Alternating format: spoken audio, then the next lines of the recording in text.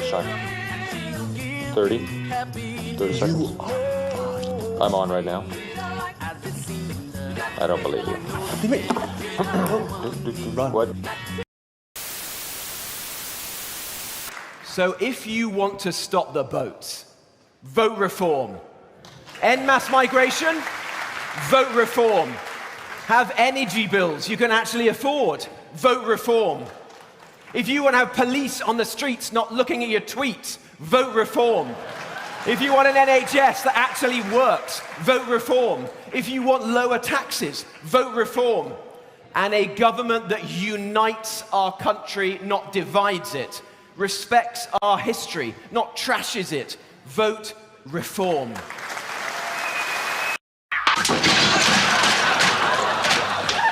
Did you see that? Did you?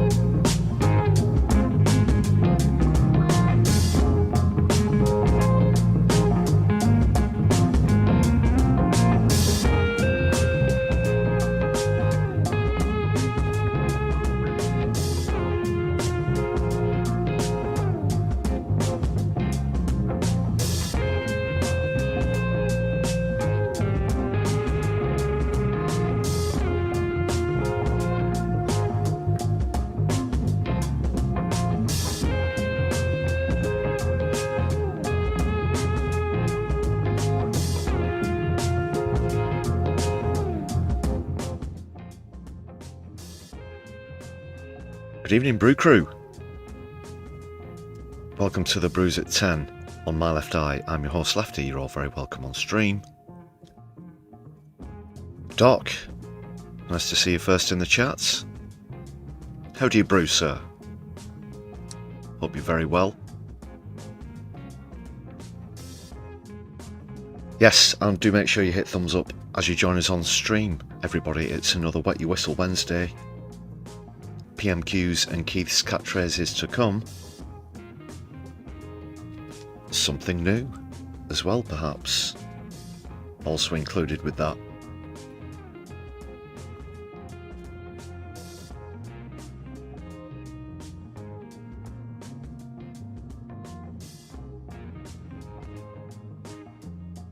This stream coming to you this evening from a slightly breezy Manchester in the UK.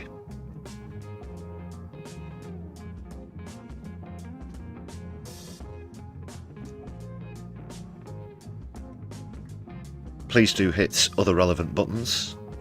Give us a share on your social media if you will. Some recent content. We recently uploaded the Miriam Francois speech that featured in the last stream. So if you want to watch that back again, which I recommend you do, it's a good speech, definitely worth listening to once more. Check out that recent vid.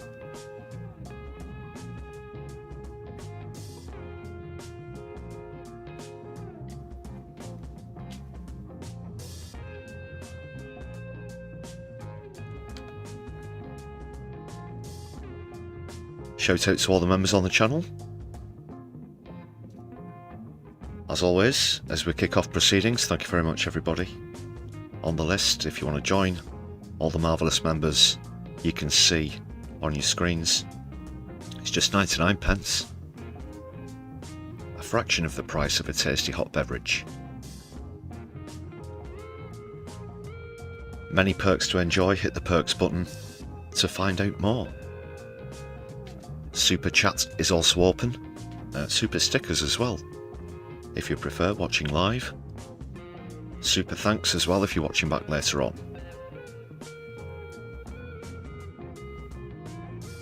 If you do not have the means to support the channel through YouTube, there is a Buy Me a Coffee page, which you can find in the description of this stream. There's a link there if you'd like to support the channel in that way. And you can see at the top of your screens as well, currently 154 members towards the target of 250.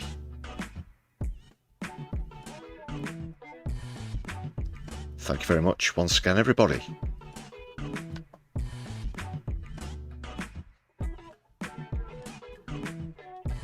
And what a marvellous audience we're looking to have on the channel as well.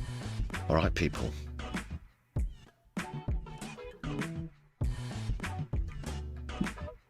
We'll move along a bit quicker than usual, because we've got quite a packed show. PMQ's been the main feature, of course. Keith's catchphrases. And a new feature is going to come with that. There's a new hidden feature.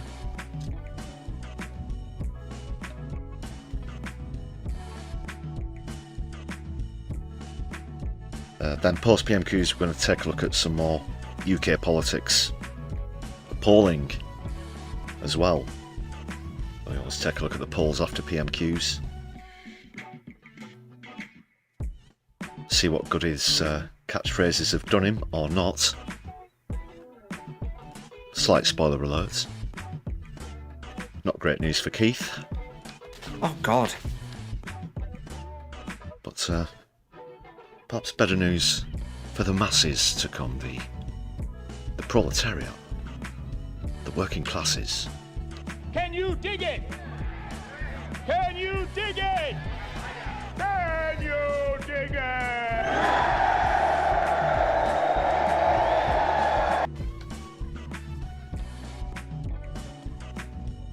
So not great news for Keith, but perhaps for others yet to be revealed in those polls and whatnot.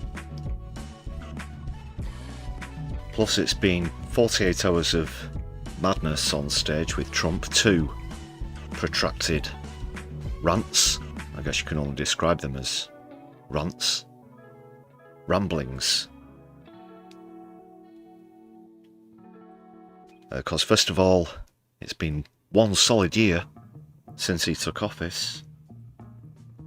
So we tried to have a bit of a brag about that yesterday, and today he arrived at the Davos World Economic Forum as well. And had more nonsense to spew on stage. It was brain-meltingly atrocious. So we'll take a look through some of that cesspit. Nothing in its entirety. For example, the rant celebrating 1 year of POTUS ship went on for almost an hour. Personally, I could only really subject myself to about 20 minutes, maybe. Had to dive out.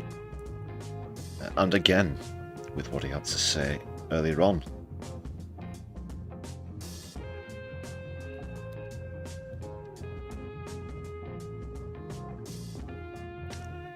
Plus leading on from that a bit more about, you know, the whole Greenland thing. And a couple of comedy clips thrown in. So how's about that? I hope you're hungry for politics, because we've got an action-packed political calorie fest of a stream this evening. Double check you've hit thumbs up as you join us, people. Shouty Bloke, nice to see you in chat. Graham Turner also, very good evening to you. How are you brewing? Solidari-Tea?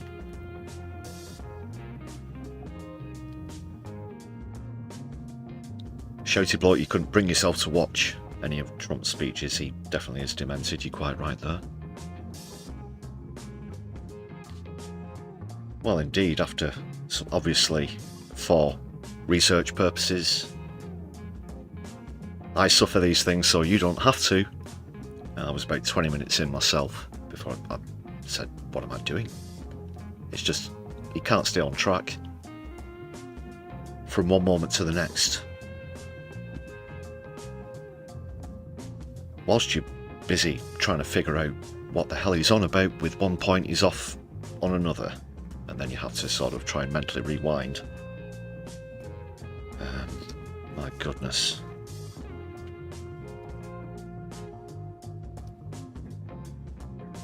The longer the US is led by the pumpkin spice Palpatine, the closer it gets to starting to circle the drain. If you know what I mean, people. Hetty, great to see you in chat. Thanks for joining us. Solidari-Tea, brother.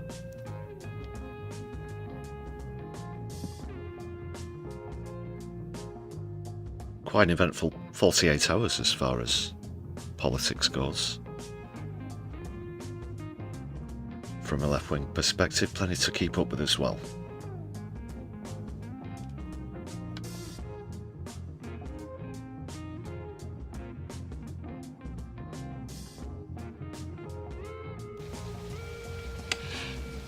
Socialists. Oh my God.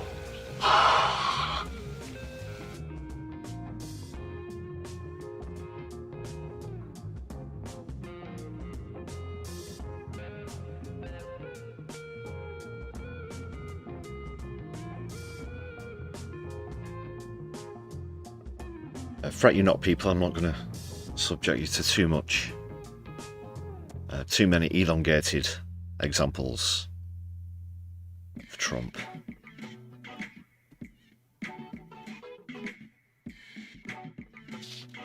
Best examined in microdoses for the sake of one's mental health.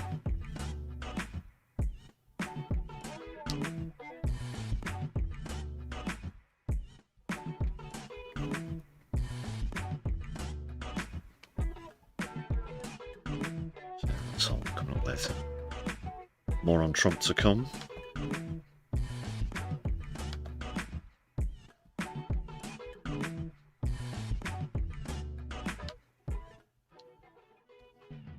Get going with the first comedy clip of today.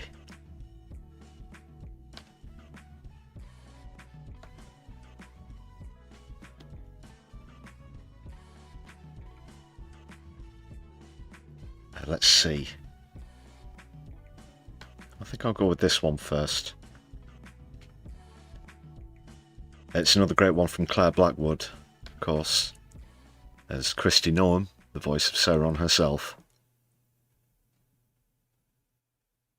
in the response to what Mark Carney, actually, Mark Carney, Canadian, had to say. He was quite vocal against Trump, and Canada itself has seek to move itself away from America with new deals with China, for example. So there should be, in fact I believe there already is, if not there will be soon after the stream, a link for Claire Blackwood's channel, so go and follow it and subscribe and all of that business. Press the relevant buttons. Good afternoon, you disgusting horde of liberal trash. Every time I have to come up here and see your stupid faces, I want to call ICE and have you deported. As you know, Prime Minister of Canada Mark Carney made a speech yesterday at the World Economic Forum slandering Donald Trump, the greatest, most peaceful, and most definitely alive president in history, by stating in his speech that countries besides the United States should protect themselves from us, and talking about shopkeepers, ruptures, and human rights, Mark Carney revealed himself as the new Hitler. Only worse, because Mr. Trump and his team don't like him. Mr. Trump was extra mad because Mr. Carney purposefully used many words that the president cannot pronounce, like hegemony, asymmetrically, and Europe. The president has personally asked me to reiterate his comments from his own speech in Davos this morning regarding the Prime Minister's traitorous manifesto. Mr. Trump's speech was much better than Mr. Carney's, maybe the greatest speech the world has ever heard. As Mr. Trump said, "Canada, you should be grateful for us, the United States of freedom. We give you so many things, and in return, you stabbed us in the back with word knives. There is no room under the Golden Dome for snakes who don't want to become part of America. Only American snakes are allowed." As the president also said this morning, Canada lives because of the United States. And so, Mark Carney, you should sleep with one eye open and say hello to Trump's little friend, because we are going to make you an offer that you cannot refuse. I have also asked RFK Jr. to lend us a horse head from his own personal collection, so look for that coming to a bed near you. Any questions? Yes, Mr. Vance. Yes, you will be put on the front lines when we invade Canada because the president hates you. Thank you. I sincerely hope that you all die in your sleep. Hi, thanks for watching my video. I hope you enjoyed it, and if you didn't, I look forward to reading about it in the comments. I'm here to let you know that I now have a... Claire Blackwood, go and subscribe. Awesome stuff there, yeah. Really like that take on Christian Orm.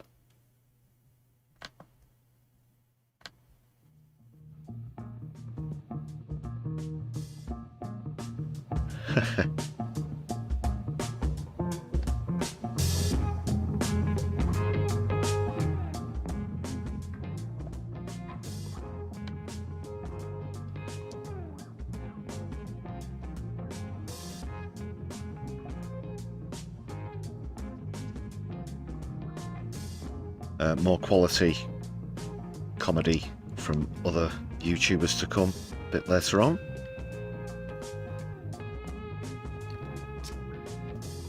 For now, we will get started with Keith's catchphrases. No time to hang about this eve. Let's get right into it.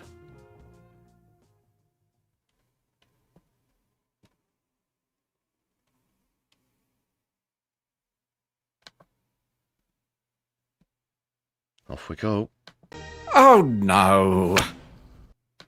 We now come to Prime Minister's questions. Thank you, Mr. Speaker. Deliver. Black hole. Plan for change. Deliver. Black hole. Plan for change. Deliver. Black hole. Plan for change. Deliver. Black hole. Plan for change. Thank you, Mr. Speaker.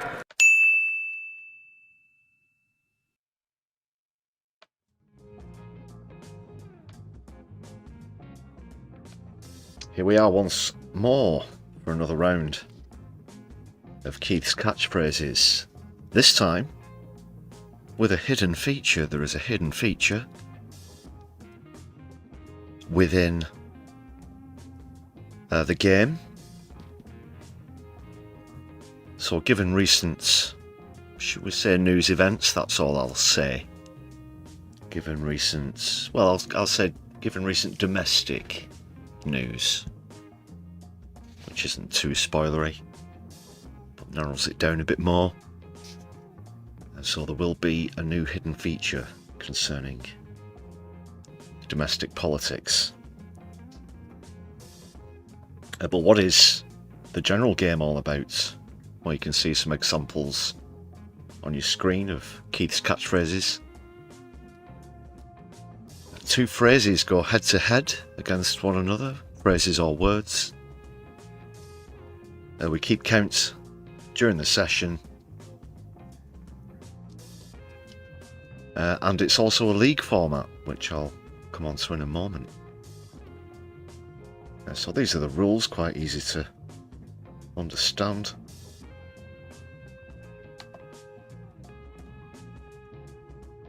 The contending phrases have to be spoken by Starmer. It's a winner stays on format unless they've played all of the other contenders in the league, at which point we'll do a swap. Variations are allowed, for example, past tenses, pluralisation, and so on. And it's 3 points for a win, 1 point for a draw, and 0 points for a loss once the game's over. And we'll take a look at the league standings now, because there has been a change. There was a change last week.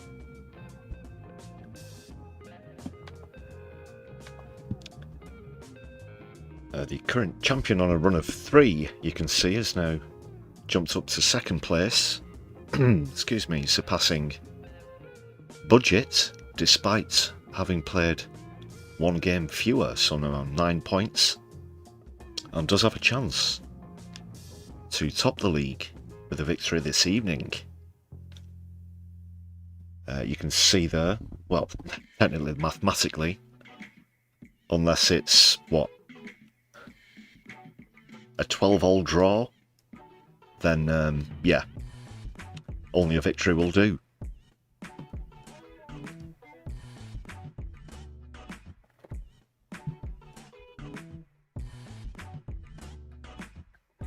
So Postman Twat with Deliver is still top of the league. That could all change this evening. Security, the current champion, in 2nd, Budget in 3rd. Plan in 4th, Change in 5th. Just a very quick look at the bottom half of the table. Not too much to report in terms of change there. Only to say that now everybody in the bottom half of the league table has played at least 1 game, but garnered no points. And there is still a mystery contender yet to be decided. I think we'll do a poll next week to finally figure out who's going to fill the 10th space in the league. So that's more or less it. Any questions, do post in chat.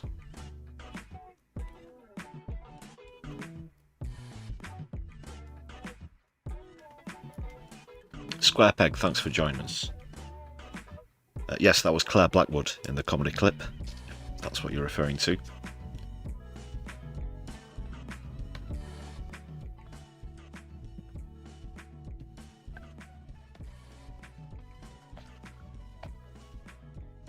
Graham, is that a suggestion for possible 10th mystery candidate? Let's be clear, or clear, or something like that. That's a good one, actually. Phil, make a note of that, please.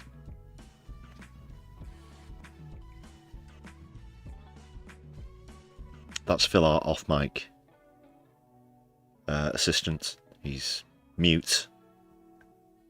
Not medically, it's a form of protest. Don't communicate via writing, texts, this kind of thing. Definitely exists. But yeah, keep your suggestions coming.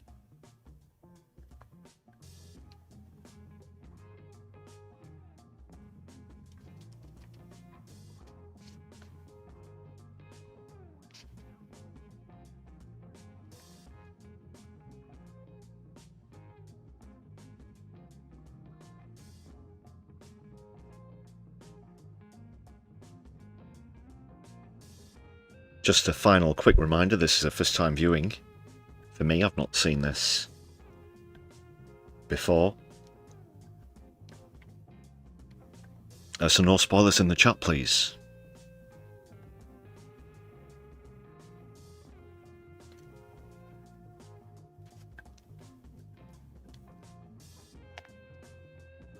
I think that's it. Or was there anything else? Oh, of course. This week's new challenger we'll see in a moment. Replacing Black Hole, who debuted and lost last week. That's going to be Deal. So we'll see if Deal can pick up some points against Security this evening.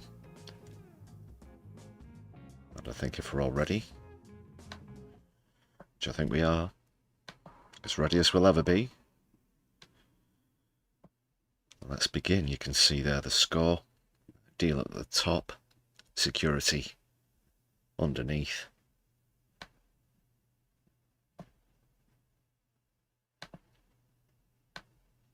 Take it away, Lindsay Hoyle. Before we come to Prime Wanker. Minister's questions, may I extend a warm welcome to the President of the Storting, the Norwegian Parliament, and his delegation, who are with us in the gallery today. We start with questions to Prime Minister Dr. Jeevan Sanda. Thank you, Mr. Speaker. Question number 1. Minister. Thank you, Mr. Speaker. In recent days, I've spoken extensively to our international allies, including European leaders and others, the US and NATO. We will continue to engage constructively to resolve issues, particularly relating to international security, applying the principles and values that I set out on Monday. Mr. Speaker, in addition this week, the government has announced a landmark investment to support children with special educational needs, overhauled our water system, and today launched a £15 billion plan to create warm homes. At home and abroad, this Labour government is delivering for the British people. This meeting I had meetings with ministerial colleagues and others. In addition to my duties in this House, I shall have further such meetings later today. Thank you, Mr. Speaker. We face an affordability crisis in this country. In the short term, our dependence on fossil fuels lead to a rise in energy bills, and in the longer term, the aftershocks of Thatcher mean there are not enough good, non-graduate jobs. And that's why today's Warm Homes Plan is such good news. Making life affordable. Batteries, solar, home insulation. Getting bills down, wages rising, making life affordable. This is what Just Stop Oil were campaigning for, you know, the organisation that Keir Starmer trashed. Yeah, that same one. It was all about getting energy bills down, using things like insulation. It was an offshoot of Insulate Britain when it was first formed, and now here you are. Oh, look what we've done with, you know, which just goes to show what non-violent direct action can achieve. Obviously, new fossil fuels, the removal of new fossil fuel licences was the main demand, and that was met. But it's just so awful to see them up here gloating, apparently trying to gloat about the same kind of things that they used to scorn as a party, and Keir Starmer definitely did himself. But we must go further. So can I ask the Prime Minister they would do even more to make sure that life is affordable for my The Prime Minister. Can I thank my honourable friend? Oh, he just cut him off and didn't let him finish the question, apparently. So, by the way, there is a hidden feature to be revealed. Don't forget, to crop up at any moment. I won't say when it's likely to come up, but you might want to have a guess about that in the chat as well. I know how much he cares about making life affordable. Mr. Speaker, we're taking £150 off energy bills. That's £300 for the 6 million poorest families, including almost 3,700 households in his constituency. The Warm Homes Plan we're announcing today is the biggest ever public investment in upgrading British homes. It will lift 1 million households out of fuel poverty. Tackling the cost of living, that's the difference a Labour government makes.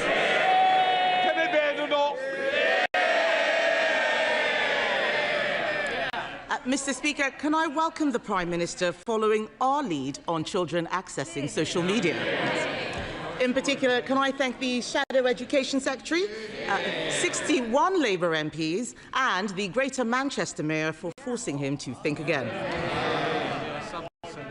Mr. Speaker, the Prime Minister and I agree. the future of Greenland should only be decided by the people of Greenland. When the Prime Minister made this point to President Trump on Monday, did the President agree or disagree? Prime Minister. Well, Mr. Speaker, engaging constructively on international security matters hugely, particularly when it comes to security in the Arctic, and that's the context in which this discussion is going on. It's a double ding. Greenland.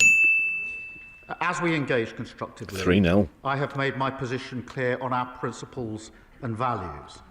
The first of those is that the future of Greenland is for the people of Greenland and the Kingdom of Denmark alone. The second is that threats of tariffs to pressurise allies are completely wrong.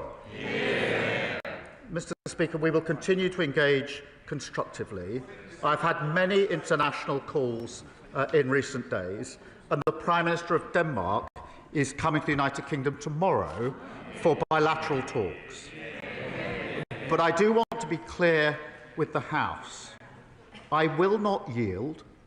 Britain will not yield on our principles and values about the future of Greenland under threats of tariffs. And that is my clear position. Mr. Speaker, I'm very glad to hear the Prime Minister say that. We all know that the people of Greenland do not want to be ruled by America.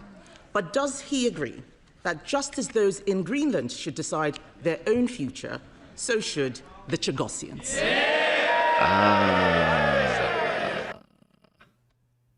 It was only a matter of time. Hidden feature unlocked. Hidden feature unlocked.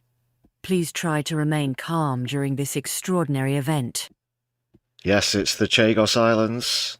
She is. And so this is going to be the new hidden contender. Not part of the league.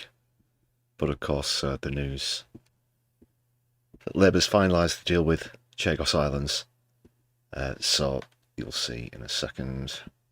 At the bottom half of your screens, we'll just keep... She gets her own little corner here this week. Kemi's corner. Kemi's little corner.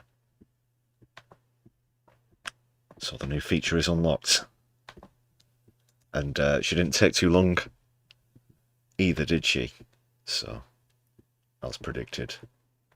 Let's carry on. So we've got 3 to listen out for now.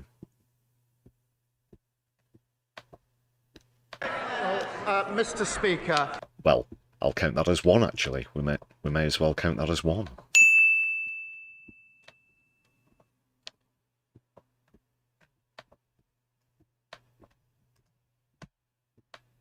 Three securities, 1 Chagos, no deals yet. So we'll see if deal can catch up.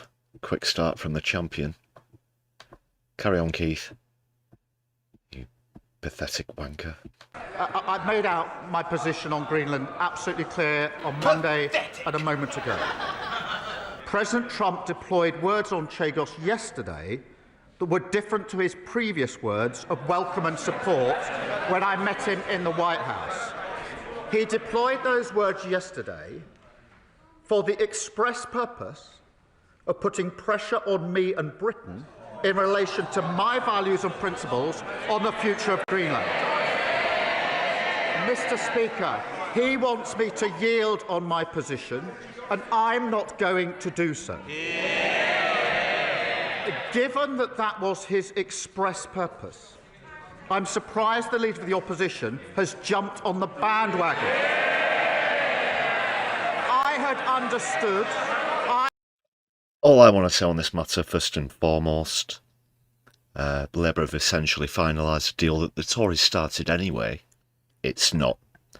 The process isn't something that I approve of in the least. This should have been given back, yes, but the way it's currently going to happen, it's essentially going to serve as a US Army base instead of being handed back with reparations. So where cost comes, that should be in reparations, not in the United States being able to create an army base. So, Badenoch's obviously been a hypocrite for criticising Starmer on this stance, and any back and forth here, which happens generally every week in PMQs, is just an embarrassing hypocrisy on both the parts. I had understood her position, Mr. Speaker, I had understood her position to be that she supported the government's position on the future of Greenland. Now she appears to support words by President Trump to undermine the government's position on the future of Greenland. She's chosen naked opportunism over the national interest. Mr. Speaker, we'll note that when I asked him what the President told him, he couldn't tell us. Now he expects us to believe he knows what's going on in President Trump's mind. Let me remind him, his Deputy Prime Minister, then Probably said, pick these papers up, crone. Do it now. It wouldn't go ahead. And let's look at what President Trump actually said. The Chagos deal is an act of great stupidity. It's another. And a sign of total weakness. We didn't need President Trump to tell us that. We've been saying this for 12 months. And let's remind the Prime Minister, President Trump thought that we were doing this, that the Prime Minister is doing this for money. The Prime Minister is giving away territory we own and paying £35 billion for the privilege. Why doesn't he just scrap this terrible deal and put the money into our armed forces? Prime Minister.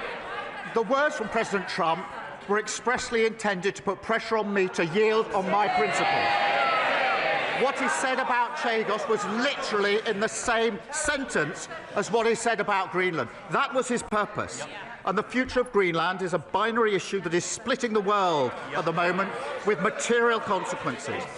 Just to come in and be clear, we're not counting when Keith says Chagos, we're counting when Kemi Badenoch says it. If you're wondering why I'm skipping over any scores. I've been clear and consistent in my position on the future of Greenland. The future is for Greenland and the Kingdom of Denmark alone. The Leader of the Opposition has taken 3 positions in 10 days. 10 days ago, she said Greenland was, in her words, a second-order issue. 4 days ago, she said she supported our position on Greenland. Now she's backing arguments intended to undermine our position, Britain's position on Greenland. This is an important national moment, and yet again, the Leader of the Opposition has shown she is incapable of rising to it. Yeah, you're quite right in the chat there, Doc. We are paying for something that benefits the United States of America. Like absolute chumps. Because of both of these idiots. I've already told him we agree on Greenland. I'm asking about the Chagos deal. That money, that £35 billion, should go to the armed forces. Mr. Speaker, the world is changing. We are in a very different place. The most dangerous international environment since the end of the Cold War. Last week, the head of the armed forces, not me, the head of the armed forces warned that our military faces a £28 billion shortfall. Is he right? Prime Minister! Mr. Speaker, I'm proud we're spending more on defence than any time since the last Labour government. The Strategic Defence Review is back the biggest sustained increase in defence spending since the Cold War. That's £270 billion this Parliament, making defence an engine of growth. That is a stark contrast. Ben Wallace, the longest-serving Conservative Defence Secretary, openly admitted that under their watch our armed forces were hollowed out. Order. Mr. Bowitt and Mr. Cartledge. It is continuous week Sorry, in, week ignore out. And there's a couple bell. over here will also be going out for a cup of tea with you. Please, calm it down or you know the consequence. Prime Minister. Mr. Speaker, It's usual you're going for a cup of tea thing.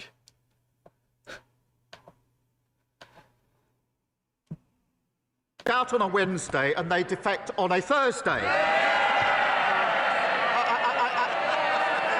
The loudest shouter used to be the former Shadow Justice. We should take a note of who's shouting most loudly this week. Kevin Burnell. Mr. Speaker, the Prime Minister wants to talk about defections. Let me tell him that when I had someone undermining my party, I sacked him. If he sacked... Mr. Speaker, if he sacked... She's referring to Robert Jenrick, who immediately left his original resignation letter in the top of a photocopier to be found by the next user. Fucking hell. If he sacked... It's up again. We're going to get through this Prime Minister's questions. I want to hear the Leader of the Opposition and I want to hear the Prime Minister. Those who don't may leave the chamber. Kevin Burnell. Mr. Speaker, we all know that if he sacked everyone undermining his party, his front bench would be empty. But these questions I'm asking, these questions, but jokes aside, these questions are about our national interest. These questions are about our national interest. We support our armed forces in every possible way. Later today, my party will vote to protect our veterans from unfair prosecution. He is ordering his MPs to vote against them. In our national interest, and for the sake of all the brave people in the armed forces, past, present and future. Handbrake on a canoe, I like that one, Square Peg. Very good. Or just quickly while I've got it paused as well, I thought growth might be another good contender to be added to the poll next week. What do you think, people? Will the Prime Minister do the right thing and vote in support of our veterans, not against them? Mr. Speaker, she's claiming strength. She read the guy's defection letter and then at that point decided to sack him. What was she going to do? Correct the typos and give it back to him?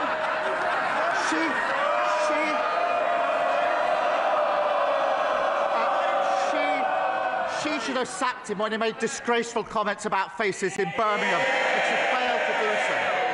And she smiles, saying it's a good thing she's cleared out, a good thing there's fewer Tory MPs. The rest of the country agrees with her completely in relation to that. On the question of veterans protection, under the last government, they passed legislation which was struck down, leaving our veterans utterly exposed. We're putting in place proper measures to protect them. Mr. Speaker, the Prime Minister wants to talk about leadership. Three of his own cabinet ministers told the Times on Saturday that he needed to learn from me. Order! I'll tell you. Well, that settles it then. If it was in an establishment newspaper, it must be so. Is Hoyle getting up again? No, I'm having no more. Do we understand each other? Thank you. Can we then not? Thank you, Mr. Speaker. But back to the national interest. Instead of acting in it, Mr. Speaker, maybe he's been watching Keith's catchphrases and how I've been expressing my frustration in his ineffectiveness. Chocolate fireguard, ashtray on a motorbike, handbrake in a canoe, as recently pointed out in chats. Lindsay Hoyle.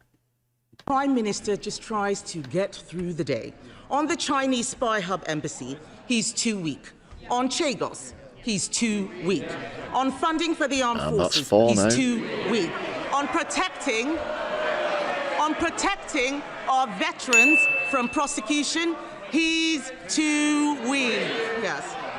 Mr. Speaker, I will support the Prime Minister when he does the right thing. But time after time, this Prime Minister has done the wrong thing for our country. Isn't the truth that he is too weak to stand up for our national interests? Prime Minister. Mr. Speaker, I've spent the week working with our NATO allies to protect our national security and ensure we have unity in NATO. That's a matter of national importance. She's utterly failed to rise to the occasion and show the solidarity she could have shown in this House. She spent the week trying to hold together what's left of the Tory party. And she says I should learn from her. She has no judgment. Only a week ago, she was saying in relation to Greenland, she shrugged and said it's some second-order issue. Terrible judgment. Then she flip-flopped with 3 different positions in 10 days on Greenland. She said Liz Truss's mini-budget was 100% right. She said last week she was 100% confident there'll be no more defections just before the latest defection. I'm beginning to think her judgment isn't 100% reliable. Thank you, Mr. Speaker. NHS waiting lists in Birmingham are down by...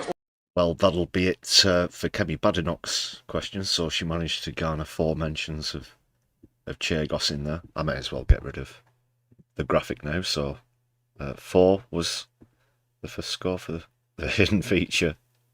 Almost a quarter under Labour and still that's more than 28,000 people no longer stuck waiting for essential treatment.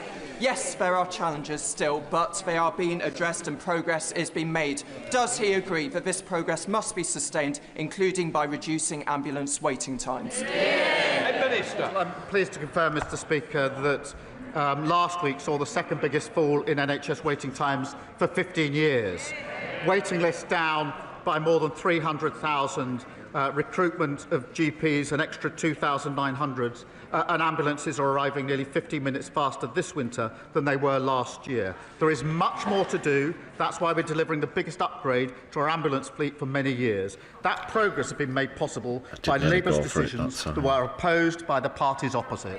Leader of the Liberal Democrats, Ed Davey. Thank you, Mr. Speaker. We remember how Tony Blair ignored warnings from these benches and tied himself to an unpopular American president and a disastrous foreign policy, while close allies like Canada and France looked on in horror. With Donald Trump increasingly acting like a crime boss running a protection racket, threatening to smash up our economy unless he gets his hands on Greenland, will the Prime Minister avoid Blair's historic mistake, take our advice this time, and join Prime Minister Carney and President Macron in standing up far more strongly to President Trump? Prime Minister. Well, he clearly isn't listening. I said I will not yield on the principles and values that I uphold, this country upholds in relation to the future of Greenland. But you've not said what you'll do at all. You talk about expressions of sentiment, and then you say, you know, you'll go away and have a really good think about what such and such means, but no clear, solid line of action. It's clear as mud, Keith. But the relationship with the US matters, especially on defence, security and intelligence and nuclear capability. Security. Also on trade and prosperity. Mr. Speaker, whilst he's trying to get sound bites, we mustn't forget a war is raging in Europe. It is in its 4th year. The Russians are raining bombs down on Ukrainian civilians day and night. Temperatures were minus 20 in Kyiv last night. 60%. He's trying to talk as though it's World War II all over again. War is raging across Europe, not war is raging between 2 countries. It is without power. People are erecting... We appear to have had a raid from Kevin Logan. Welcome to Raiders from Kevin Logan. I'm sure that regular viewers here will be familiar with the channel, but if not, do go over and subscribe. Great stuff. Thanks a lot. You're very welcome here. We're just going through PMQs, Keith's catchphrases, security. Currently 4-0 up against Deal, a little game that we play along every week. So thanks for joining us, Solidari-Tea. Please hit thumbs up as you join us on stream, everybody. Hence to keep themselves warm. We have to work with our allies, including the US, on security guarantees to make sure we can do what we must do in relation to Ukraine. Now, that does not mean we agree with the US on everything, and I've been absolutely clear on my position on Greenland and my position on tariffs, but it is foolhardy to think that we should rip up our relationship with the US, abandon Ukraine, and so many other things that are important to our defence, security and intelligence. And another quick security in there. Of course, we're not arguing that, Mr. Speaker. We're arguing he follows France and Canada, our close allies. But here's one thing that we can agree on, Mr. Speaker, that the UK strengthens our defensive capabilities, like the Prime Minister said earlier. But, Mr. Speaker, the government is going far too slow in investing in our defensive industries. It hasn't even published the defence investment plan that was promised last... Wait a minute, Davey. 1 minute ago, you're like, don't let the country get dragged into war. Next minute, you're harping on that he's not doing enough on defence spending. Is that right? Last autumn. Correct. And that delay is putting critical industries like helicopter manufacturing based in Yeovil at... Wait a minute. Yeah, that is what he's trying to say. Make your pissing mind up, Ed. Or is he just spewing out things that he thinks people want to hear? But you can't have it both ways, of course. Being dragged in to war would go to fuel the industrial military complex, and now you're saying that we're not doing enough to feed it. But that's a Davey for you. He's an asshole too, sir. Gun is made first class. Philip asshole. Risk. Putin is waging a war in Europe. Trump is threatening to undermine NATO. We have to rearm fast. So why won't the Prime Minister just get on with buying great... We have to rearm to go to the wars that you don't want us to be involved with. I'll just make a quick note of that here now. Thank you very much for that one, Captain fucking Sensible. Jesus Christ. British helicopters made in the West Country. Yeah. Prime Minister. Well, Mr. Speaker. Pathetic. That's about the cheer across the whole country. Mr. Speaker, we are increasing defence spend to the biggest spend since the last Labour government. We are doing that because of the decisions we took at the budget in relation to the money that's available. He wants more money on defence spending. He wants it faster. What did he do at the budget? Did he stand up and say, I support this? No, he voted against it, against the measures necessary to carry out the upgrade. Steve Yem. Thank you, Mr. Speaker.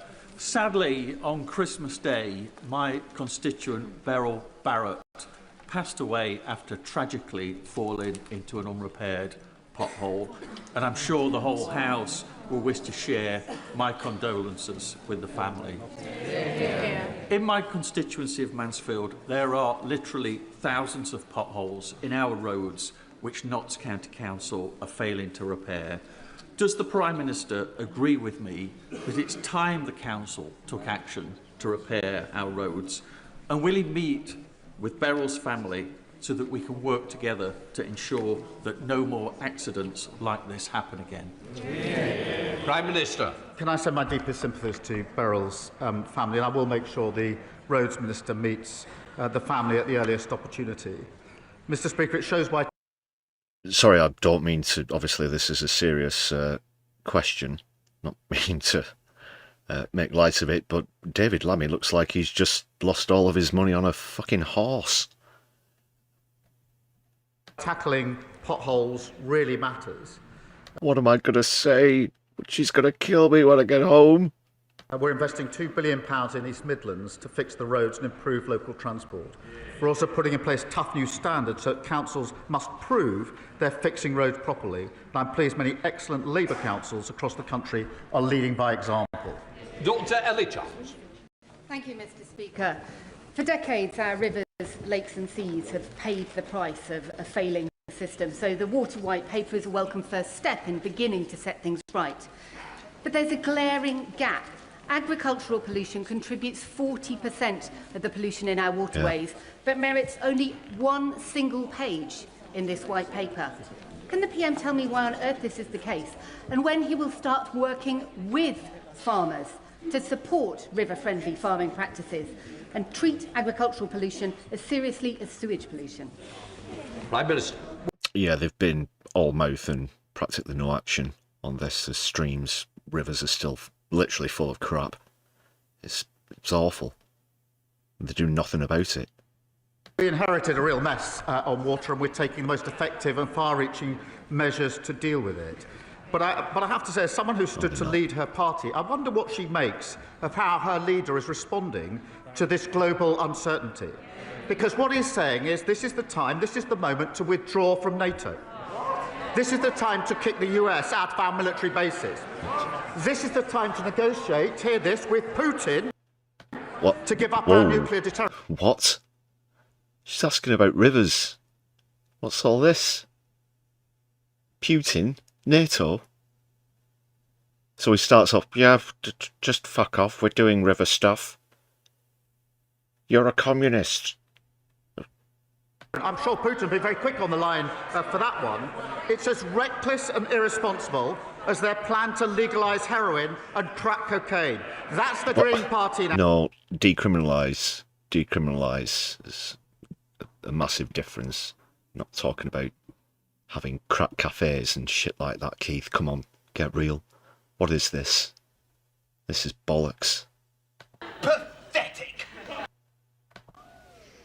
That was the biggest load of crap I've ever heard. Now, high on drugs, soft on Putin. Oh, fuck off. Go fuck yourself. So that's Ellie Chowns, who that's the question there. She ran in the leadership race, of course, with Adrian Ramsey. They both lost out to Polanski, of course. You don't need that explaining to you. So a river about pollution in rivers and streams, how it's not dealing with one of the major threats where that's concerned, contributes 40% to the problem.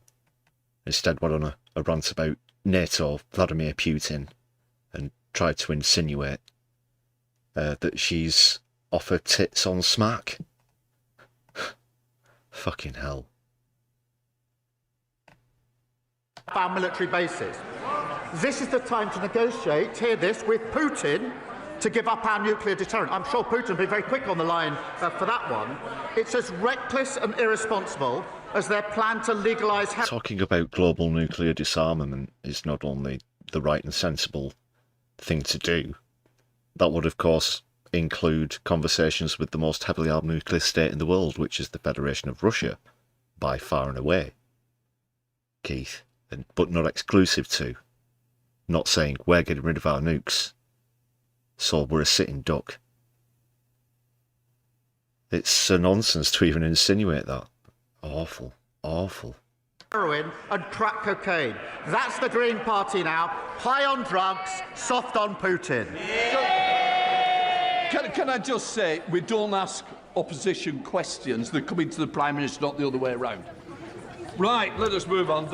And again, I don't think I've ever seen him get out of his chair so much in a PMQ. It's like 3 or 4 times so far.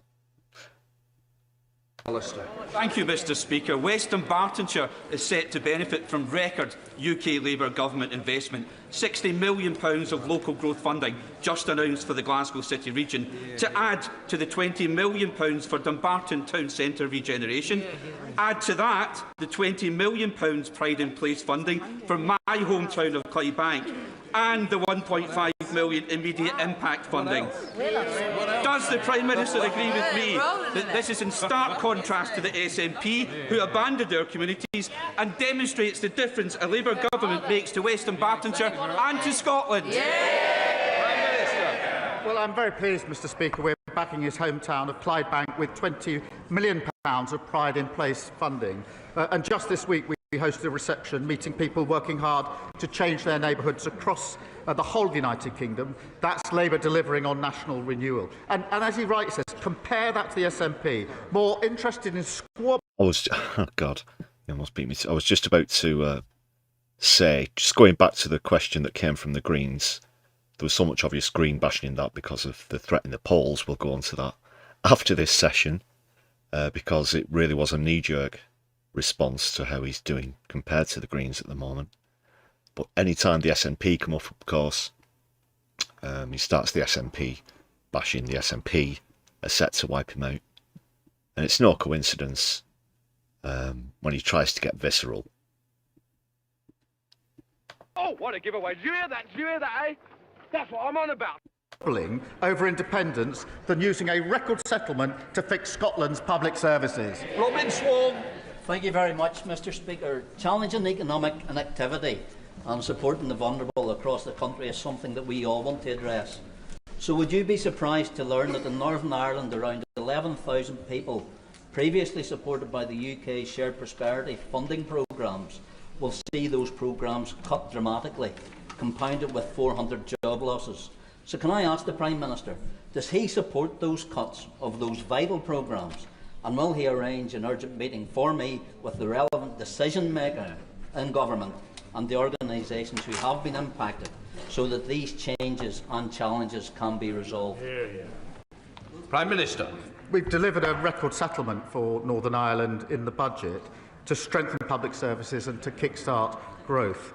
And the Local Growth Fund, designed actually in partnership with the Executive, will see £45 million every year yeah, to I think support growth's got to be growth. a good shout but for I'm one of very happy the to make sure that ministers meet him to new discuss the contenders. particular concerns that he has. Kirsten. Thank you, Mr. Speaker. 1.5 million women in the UK live with endometriosis, which is a painful and life-changing condition. As chair of the Endometriosis APPG, I met Jessica Smith and Endo Warriors West Lothian to discuss their campaigns for a national endometriosis registry to capture and audit diagnosis, treatment and outcomes. Will you join me to commend the work of Jessica, Endo Warriors West Lothian and Endometriosis UK, and will you meet with me to discuss creating a registry to improve the lives of women living with endometriosis?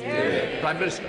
Well, let me pay tribute to her and all women and others who are campaigning on these vitally important issues. Far too many women are left waiting in serious pain for care. Just go back to slagging off Scotland, back to trying to have sympathy for Scottish women. Nice move there, Keith. Smooth as hell. Jesus. And that's why we're investing £8 million in research on diagnosis, treatment and pain management. I know the Minister for Women's Health will be keen to talk to her about her proposals and the issues, and I thank her for raising it. Of course, anytime the NHS comes up, we've got to see those little shots from Keith. As well as Wesley there. Jesus Christ. What a pair. Wimp! Pervert! Nubbin!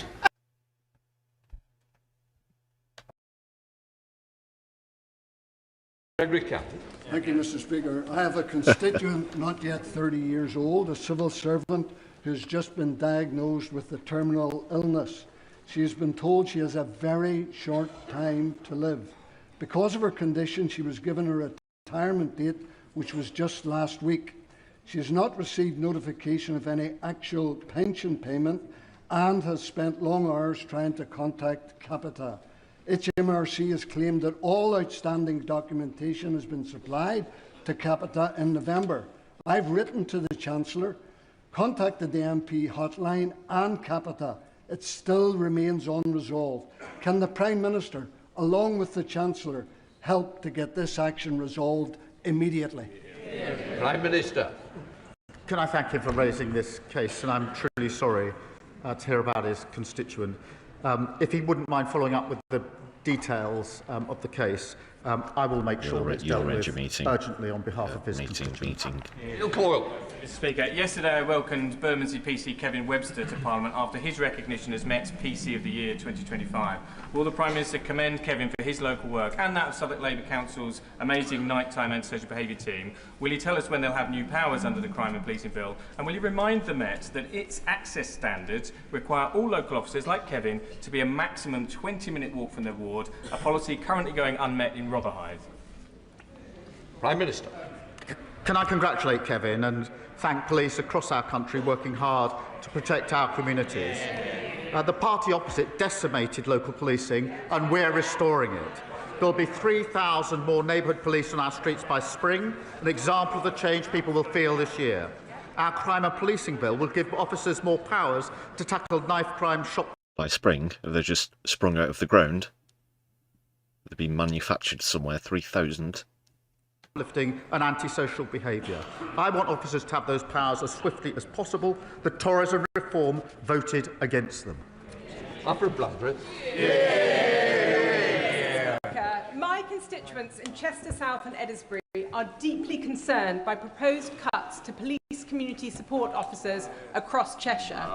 The Labour Police and Crime Commissioner, Dan Price, was silent on this issue, seemingly content to see numbers slashed across the county until residents and local MPs spoke out.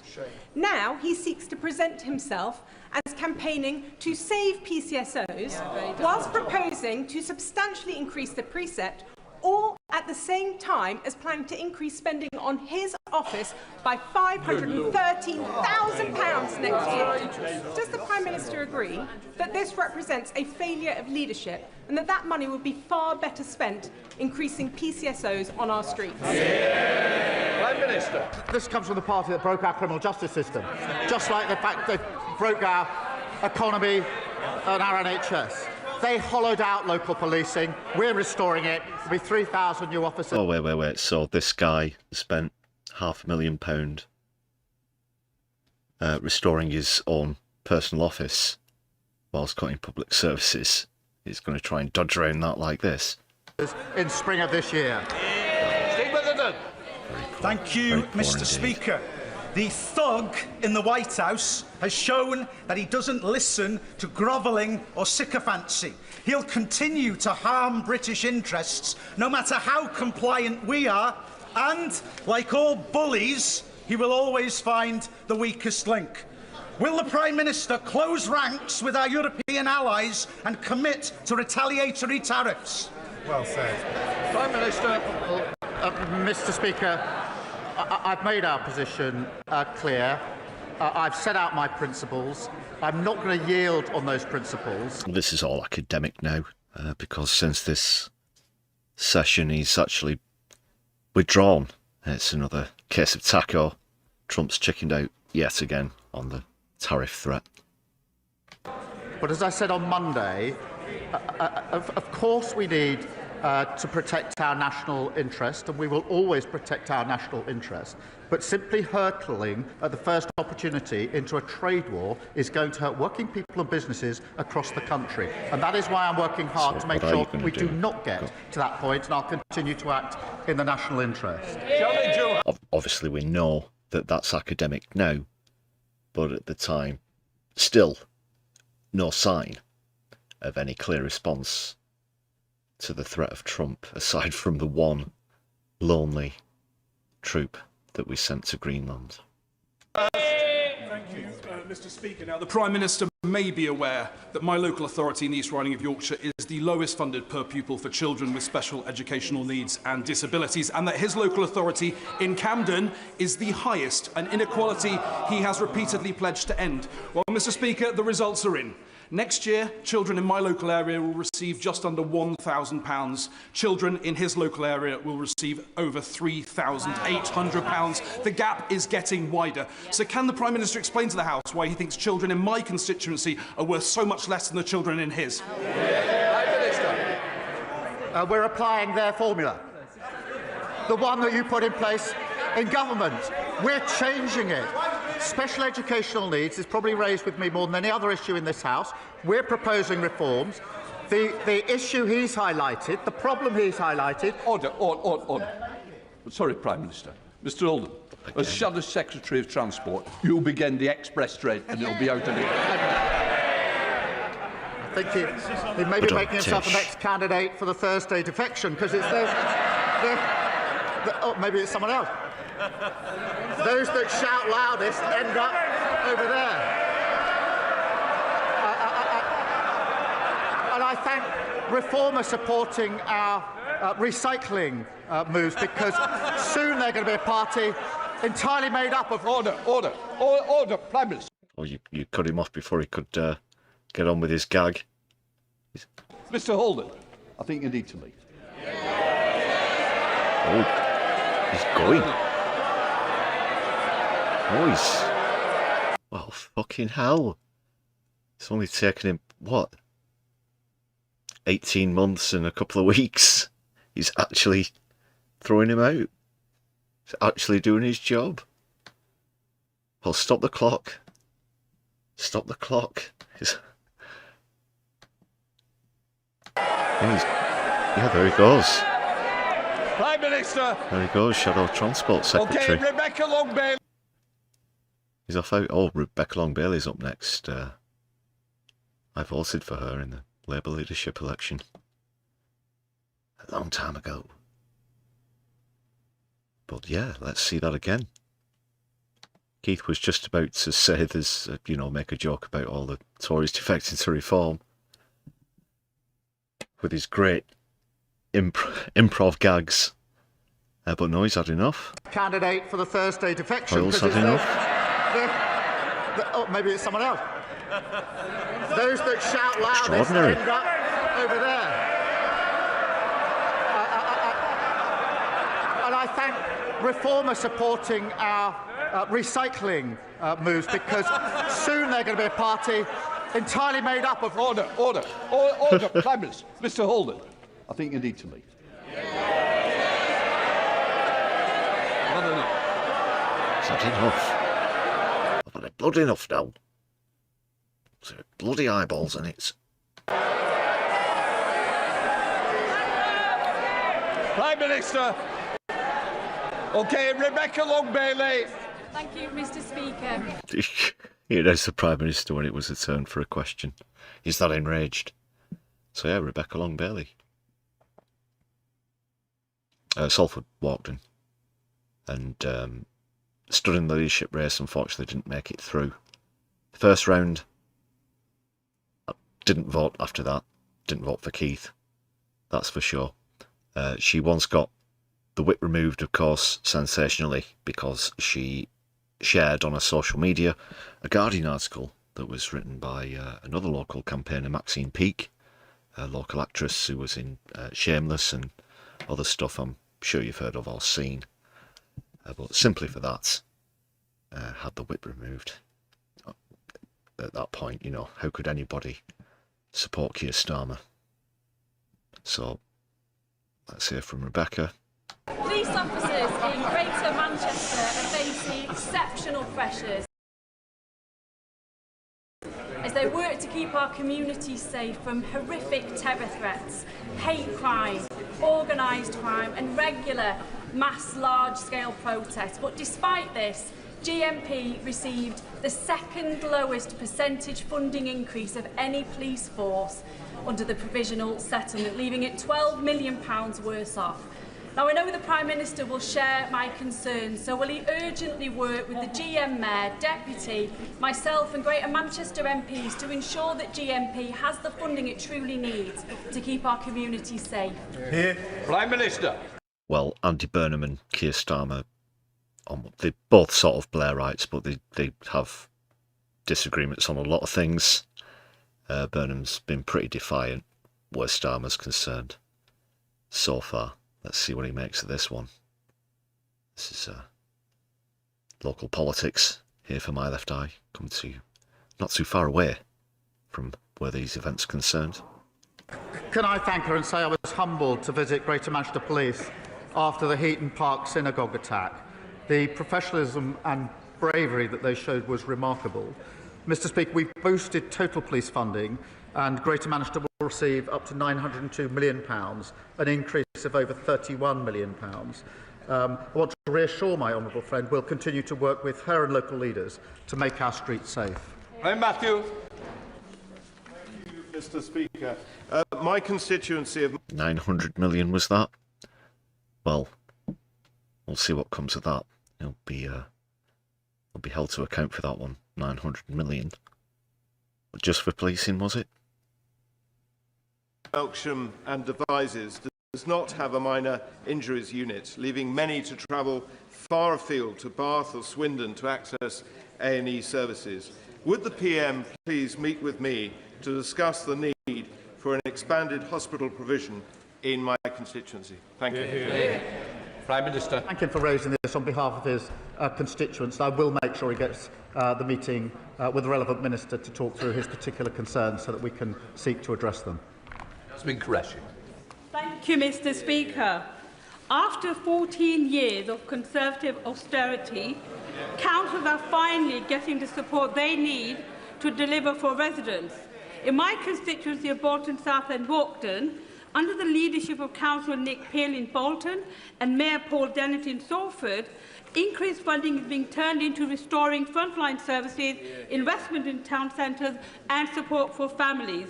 Does the Prime Minister agree that the councils need serious leadership and long-term funding certainty to deliver, not short-term protest politics that put services at risk? And will he commit to continuing that support? Prime Minister.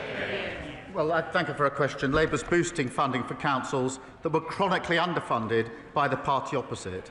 I pay tribute to Labour councils delivering results for her community in stark contrast to the division and chaos we've seen from reform councils wherever they've been elected. Katie Lamb. Tens of thousands of people across Kent and Sussex were without running water last week. While the response of South East Water was shambolic, the Staplehurst Emergency Help Team got a bottled water supplier, set up a collection station and delivered water to vulnerable people. Using only volunteers, they supported local people, businesses, farms and care homes with 20,000 bottles of water. Does the Prime Minister think, as I do, that South East Water should be ashamed to be schooled in crisis response by the volunteers of the Staplehurst Emergency Help Team? Yes. And has he, like many of my constituents and many of our colleagues, lost confidence in South East Water's Chief Executive? Prime Minister. Well, I thank you for raising. The situation is completely unacceptable. And we welcome Ofbot's investigation into the company. That is the right thing. The Environment Secretary met company bosses last week to stress the need for accountability, and ministers are continuing to chair daily meetings. But it is totally unacceptable and it needs to be fixed. Lee Barron. Thank you, Mr. Speaker. Just, what, kicking the can down the road? You need to nationalise it, man. Saying they need accountability. You're supposed to be one of the people who holds them accountable. It's just so dismissive. Yeah. For too long, many of my constituents in Corby and East Northamptonshire have not had access to good, secure, well-paid jobs. We made a commitment in our manifesto that we would change that. You can't grow an economy based on insecure work where from one week to the next somebody doesn't know how many hours they're going to work or how much money they'll be paid.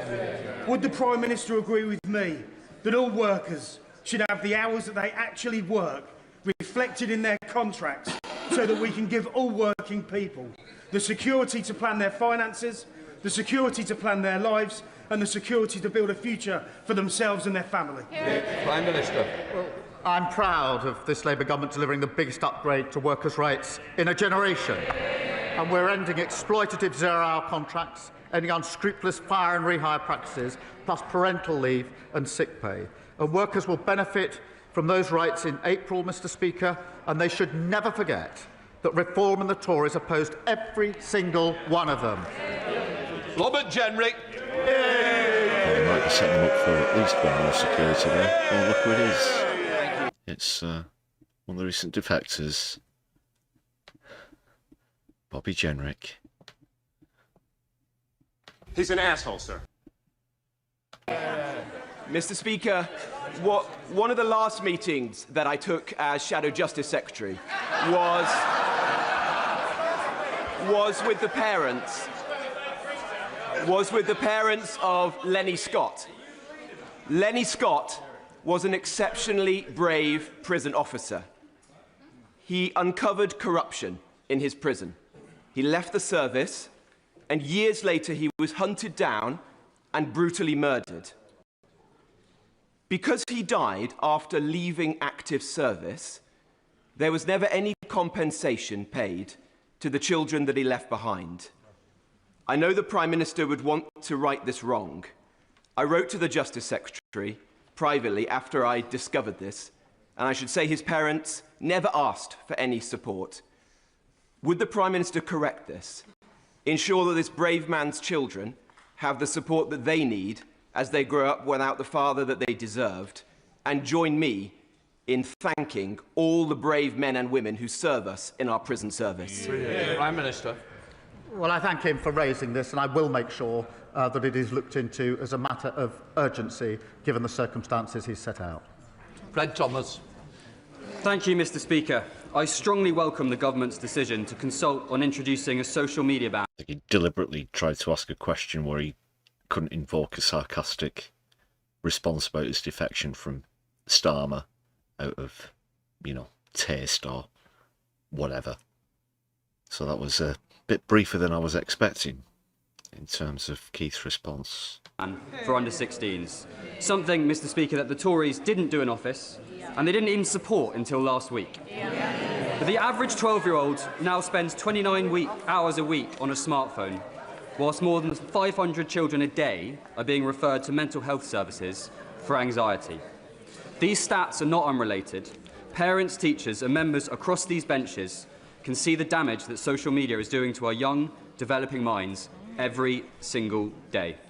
Does the Prime Minister agree that the scale of harm demands swift action and that this consultation must lead to timely decisions? Prime Minister. Mr Speaker, this is an issue of real concern to parents. As a father of two teenage children, I know just how much concern it is. That is why we will have a consultation to look at expert and international evidence to get this right, and we will respond by the summer. And that includes looking at the question of the age that children can access social media and restriction on addictive features. I'm also concerned, as is the Education Secretary, about the screen time use for those under the age of 5. So we'll look at all of those issues and make sure that Ofsted checks enforcement of bans during schools. He's been soft on Musk, where social media is concerned recently, and those abhorrent cases is going to be soft on everything. Because he just wants to sell. The Bertie Arms is a fantastic family pub, but because of the Chancellor's tax raid on local business, they face a 2,000% increase in their business rates by 2029. That means the Treasury will lose £200,000 in tax take, and Uffington will lose the heart of its community.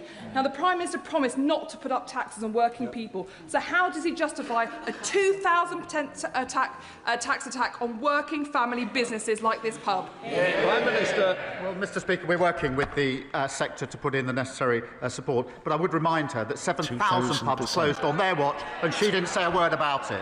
Alice MacDonald. Thank you very much, Mr Speaker. Norfolk is a dental desert, causing real suffering for my constituents. Well, none of those places are going to reopen magically because Keith waves his wand. I welcome government action so far, including 21,000 extra urgent emergency appointments. But we are the only region without a dental school. The University of East Anglia is ready to open one. It's not long to go now. It looks like an inevitable victory for security is and will he back going to be coming up for a new dental school in our region? Prime Minister. Well, since day one, she's fought for her constituents on this issue, and I pay tribute to her in relation to that. I agree the University of East Anglia would be an excellent candidate for any additional funded dentistry places available in the future. Mr Speaker, we're also reforming contracts and making sure dentists spend more time working in the NHS to ring thousands of extra appointments to fix the failure that we were left with. Final question, Gideon Amos. Thank you, Mr Speaker. Children with disabilities and special educational needs in Somerset will be severely hit if the government goes ahead with removing the remoteness uplift from those authorities.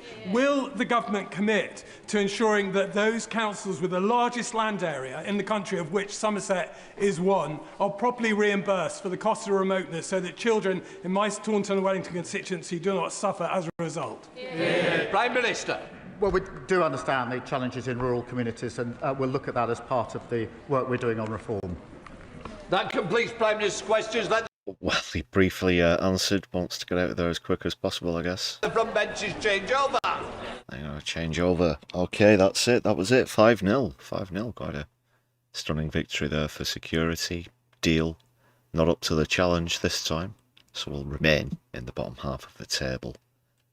Quite a session. Of course, the hidden feature, Chagos, came up during Kemi Badenoch's 6 questions, and she managed to get 4 mentions in there. That's not going to be part of the league. It's not going to affect the league. But something is going to change. Let's have a quick look at that now.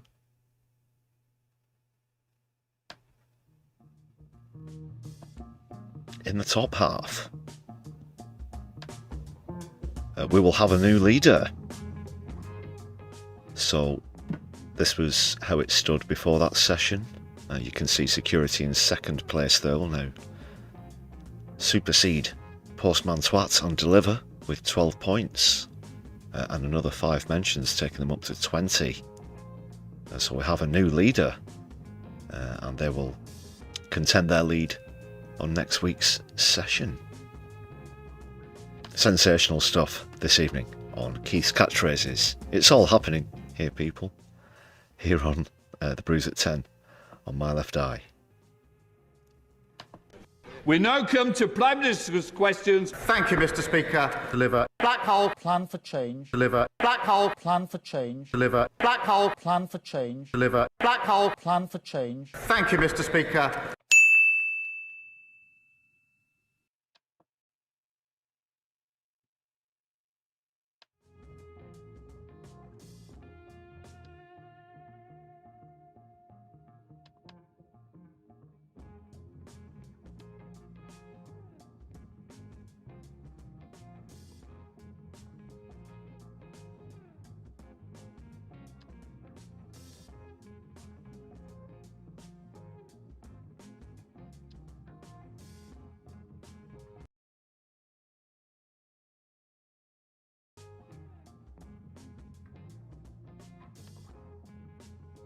Sorry, we did have some buffering there, but I think it's all, looks like it's all back up and good now.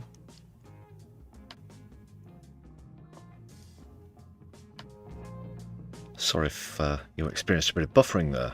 We're going to move on now.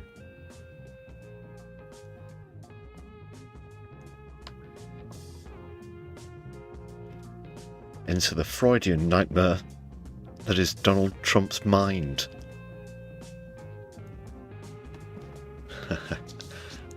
Please hit thumbs up on stream as we move on. Can you dig it? Can you dig it? Can you dig it?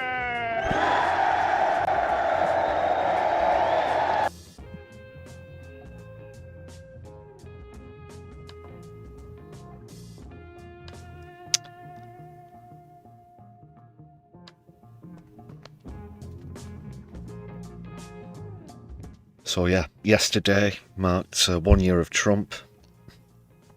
Gave almost an hour-long speech, during which he said quite a few times that he was particularly pleased that apparently Vladimir Putin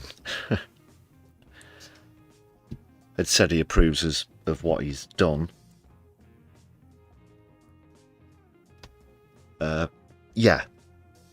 He couldn't stay on track. It was quite something to behold. He went on about potentially becoming a young baseball star when he was younger, amongst other things. The usual people say this, people say that, stuff that nobody actually says. And then today arrived at the World Economic Forum, Davos, Switzerland, so there was more. There was a second helping of Trump's ramblings, and I've got some examples of both coming up. But first of all, we're going to just have a quick look at some UK politics.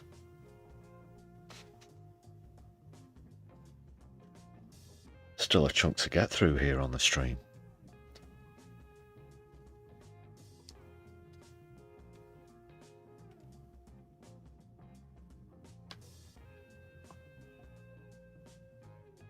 Right, first of all, off the back of PMQs, let's see some of the latest polls, just quickly fly through some. We've also got a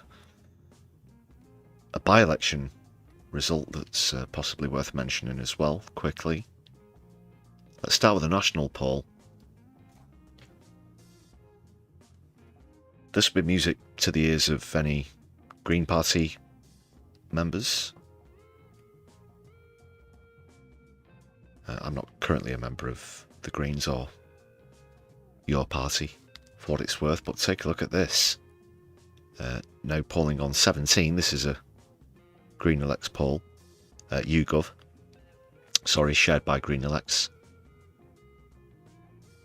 Just 1 point behind the Tories, 2 points behind Labour, and just 7% behind Reform. catching up 3 percentage points, as you can see there. Lib Dems and the Tories dropping down.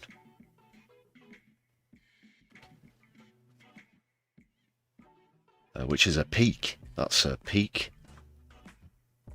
for the Greens where YouGov polling is concerned. We've got a couple of other YouGov polls as well coming up, but that looks good for Polanski.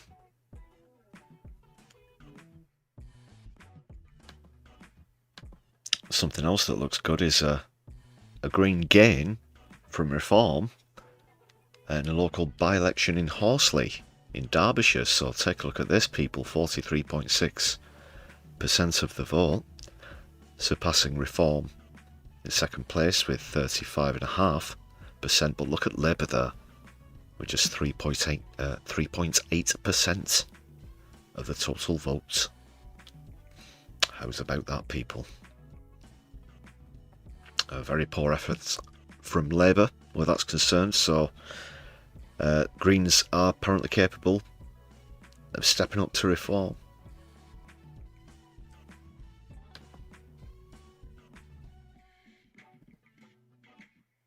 This is the general trend since the general election last year. Labour in decline there, you can see, with the Greens constantly in ascent.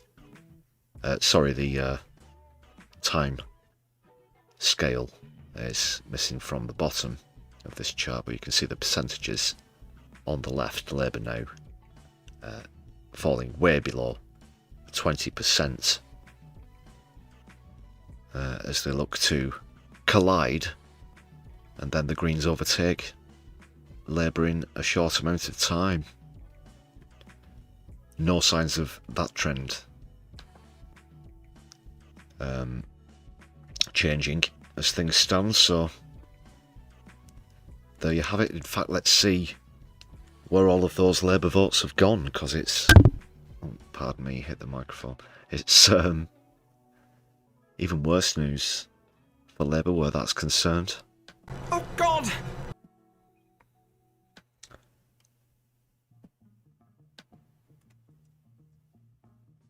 In fact, they've pretty much done the worst to retain votes since the last general election.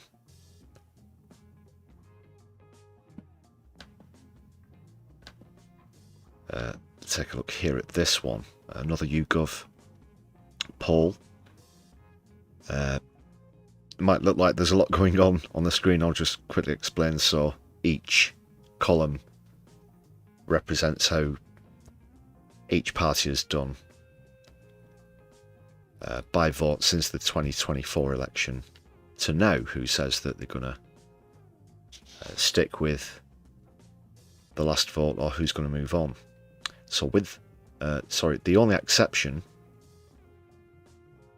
is Labour. All other parties have managed to retain at least the majority of people who voted for them last time, even if it's just marginally. So pay attention to that second row in the second column. 38% of Labour voters would vote Labour again at the next general election. The Tories 53, they're still losing a lot, but would retain 53, more than Labour. Roughly the same for the Lib Dem. 80% of Reform voters would vote for Reform again. 68% of Greens.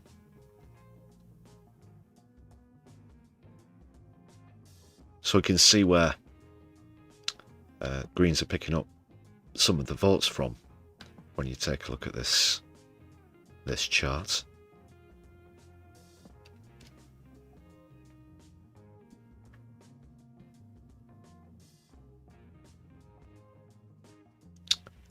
Clearly they're in the Labour column as well. 15% of former Labour voters said that they'd go over to the Greens. Some going over to Reform, but also worth pointing out in the fourth column along the second row, despite all of Keith's mimicking and moves to the right to try and outflank Reform, he hasn't managed to win any voters over. Not a one. You can see there 0% of 2024 Reform UK voters would consider or intend to vote Labour at the next general election. Very poor indeed. And the Greens also taking a few slithers. So 3-4% from Tories, Labour, Lib Dem and Reform as well. So it's plain to see. Yep. Another another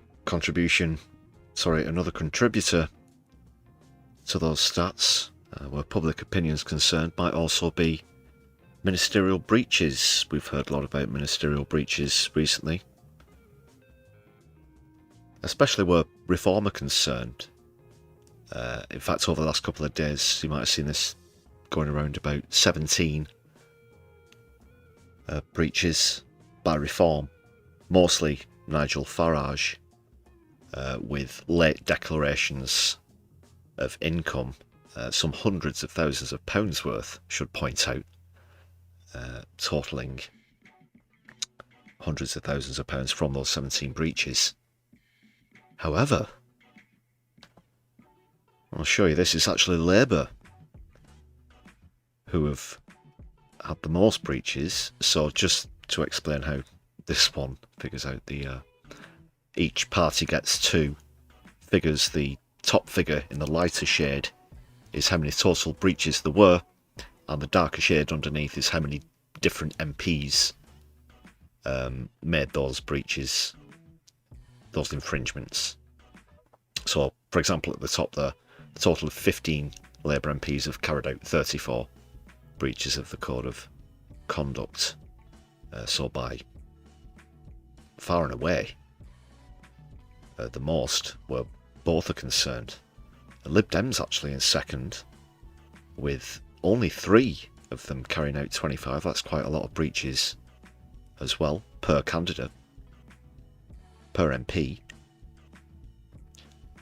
There you see Reform, all 17 attributed to, you can attribute to aforementioned Farage. Tories, 3 of them have committed 7, quite, quite low by their standards, but then again, have a lot fewer MPs than they did before the last election. DUP, just 1, and you can see with 0, the Greens carried out 0 breaches of the Code of Conduct. Compare that to Labour. Quality candidates, was it, Keith?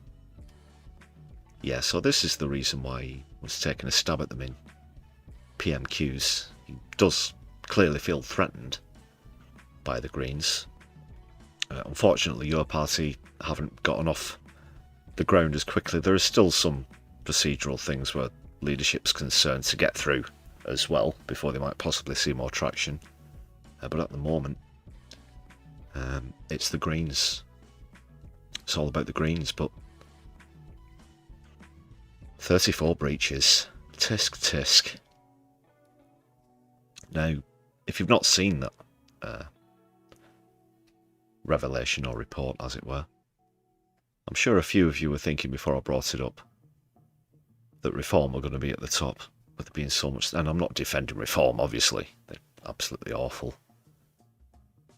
But they've given Labour a stick to beat them with. Sorry, it's the other way around. Starmer's given Reform a stick to beat them with.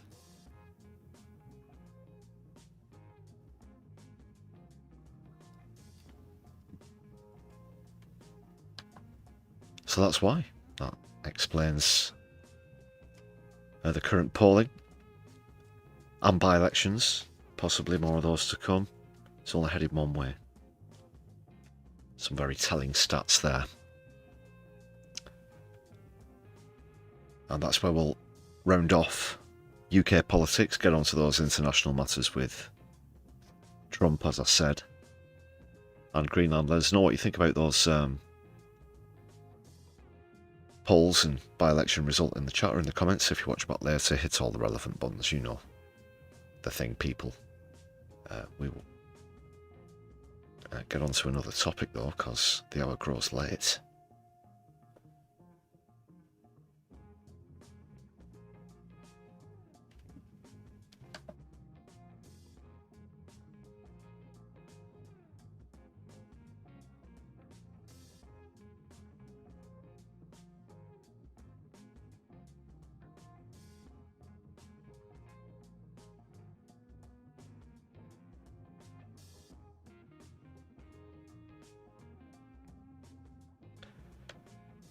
Right, I want to start with a clip before we do go into Trump's ramblings. Something a bit more refreshing to see. This is Rutger Bregman, sorry. I don't know if any of you ever heard of him. He's a historian, but in this clip you're going to see him confronting a billionaire in a face-to-face debate on TV. Yeah, about how random acts of philanthropy and stuff from billionaires just don't cut it, and how they really have to do the most to make the biggest changes in society, despite what a lot of them pretend to preach. So we'll go into that.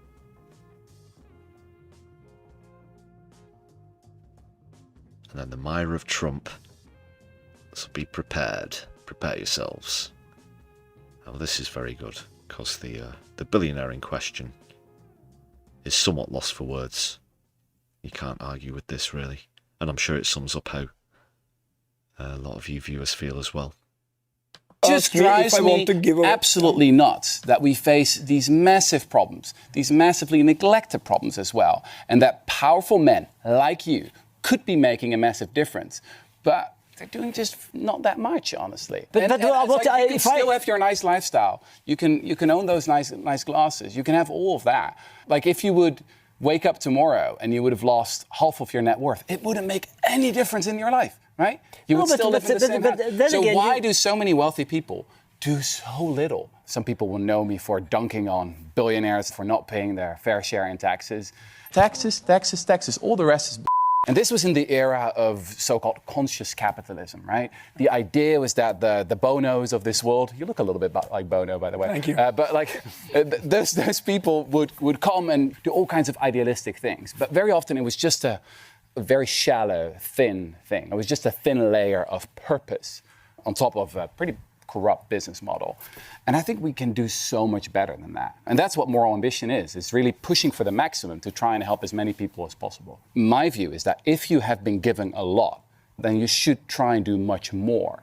The goal should be to make future historians proud. I mentioned the fight against slavery, right? Abolitionism. The abolitionist movement was founded by 12 individuals. 10 out of 12 of those founders were entrepreneurs. People like some of you, who were really wealthy, who were really successful. The reason we remember them today is not because they owned a couple of hotels. The reason we remember them today is because they went all in, because they gave it everything they had, right? Because they basically spent their whole capital on fighting this most terrible atrocity. That's what moral ambition is.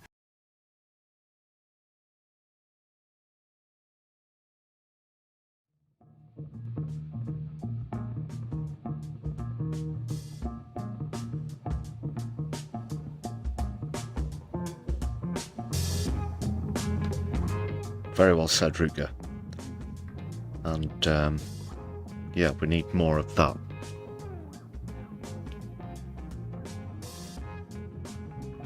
He's been critical of Davos as well, at the World Economic Forum. Come on, to just have to address a couple of points, obviously, on Trump's first rambling, the first of the pair, which came yesterday.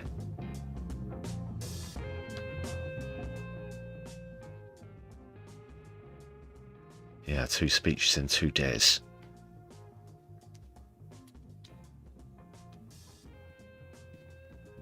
someone's job to write these, you know. I'm sure he goes off script a lot, but someone probably gets paid to write these scripts for him. So 2 in 2 days. 1 year of Trump. What have they got? What's he got to say?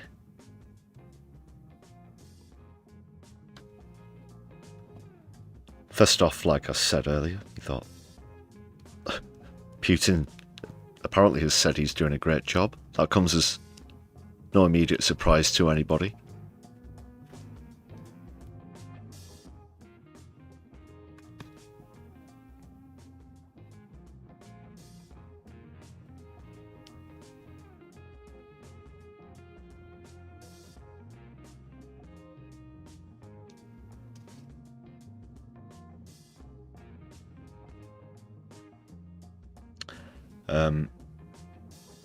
Alright.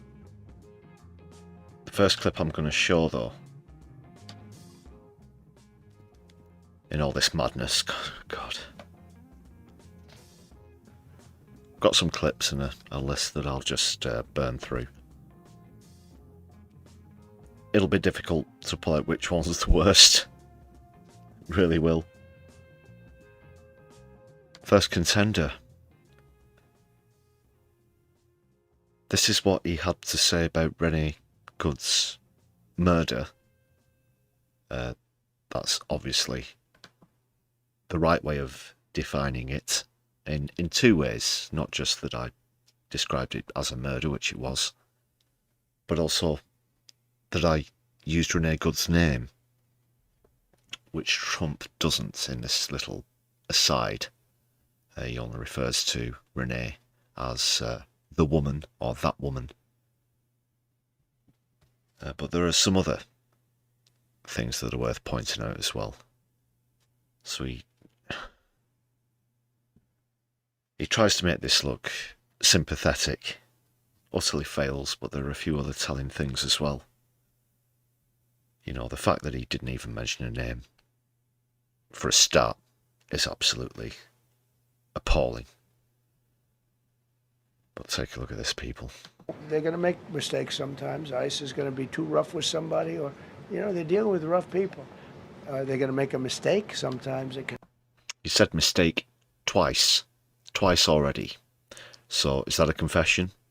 Is that him owning up that Jonathan Ross, the murderer, it's his mistake?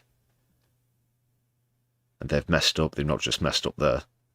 They've messed up all over the place, but he is specifically talking about Renee Good, without mentioning her by name, of course. And he's already said mistakes. So is that the quiet part out loud? It happened. We feel terribly. Feel terrible. I felt horribly when I was told that the young woman who...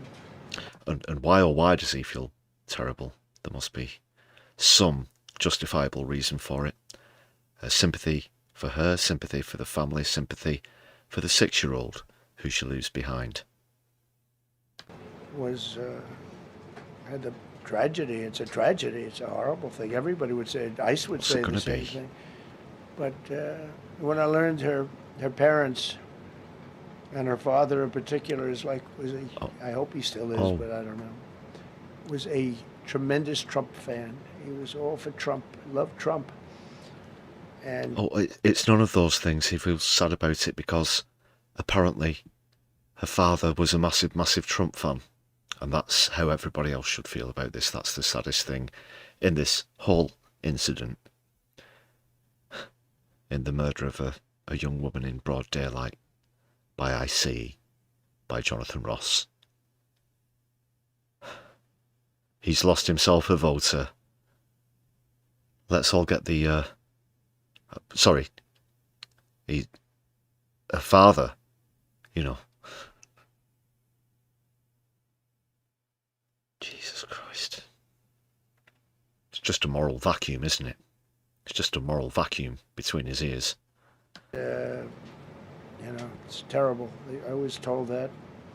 You A were lot told of people, that? they said, oh, he loves you. He was I hope I hope he still A lot of people feels said that it, way. did they? It's hard situation. But her father was a tremendous, and parents were tremendous Trump fans. It's so sad. It just happens. It's terrible. Wow. Wow. And he thinks that's relative to what J.D. Vance and Kristi Noem have said about Renee Good. He thinks this is actually really touching and really soft. What a piece of shit.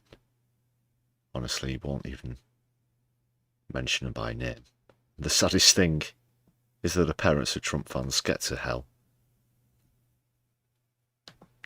Disgusting. Disgusting. No other words to describe it.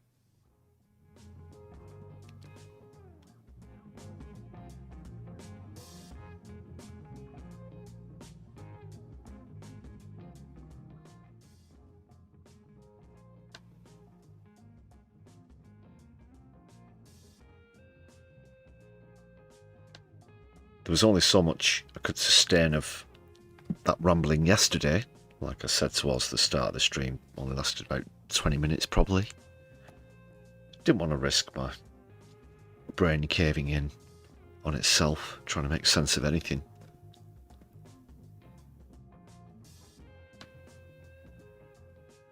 But there was this one as well. It's more Trump mathematics.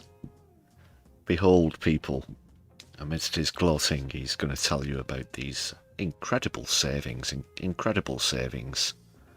people, where costs are concerned. They're so incredible that, like me, you won't believe them.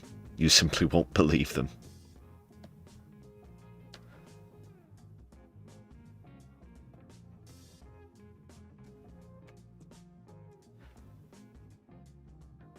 This is an absolute number fail.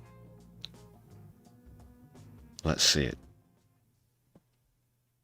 No, it's 13 times. More than that even. But we secured most favored nations agreements to slash drug prices by as much as 300, 400, 500, and even 600%. No, your ears aren't deceiving you. Let's hear that one again. No, it's 13 times. More than that even. But we secured most favored... Mr. Deals here definitely knows how percentages work as a mathematical application. Just pay attention towards the end. nations agreements to slash drug prices by as much as 300, 400, 500, and even 600%. Costs are going to be reduced by 3, 4, 5, 600%. That's incredible. That's almost unbelievable. Not just zero. You're paying people to take these? What? And he looks to be reading this from stats or a script. So this has been pre-prepared, unless he wrote it himself. People will be paid to take them. It's a new welfare. It's the new welfare in the States.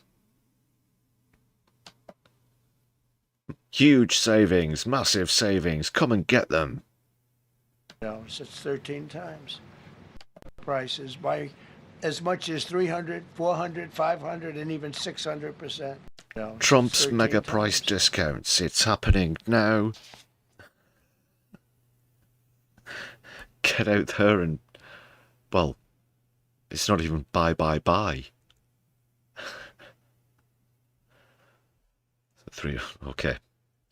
So,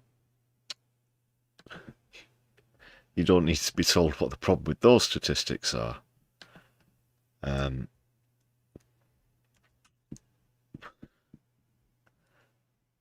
What's the next one? I think this is, yeah. I think the next one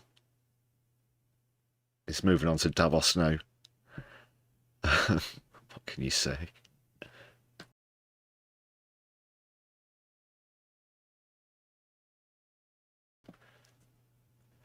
Well, you can say it's funny and terrifying, as you're pointing out in the chat, Doc. quite correct. This is supposed to be the President of the United States that we're talking about, for God's sake. And as far as Davos was concerned, he arrived there. There was no greeting party or anything.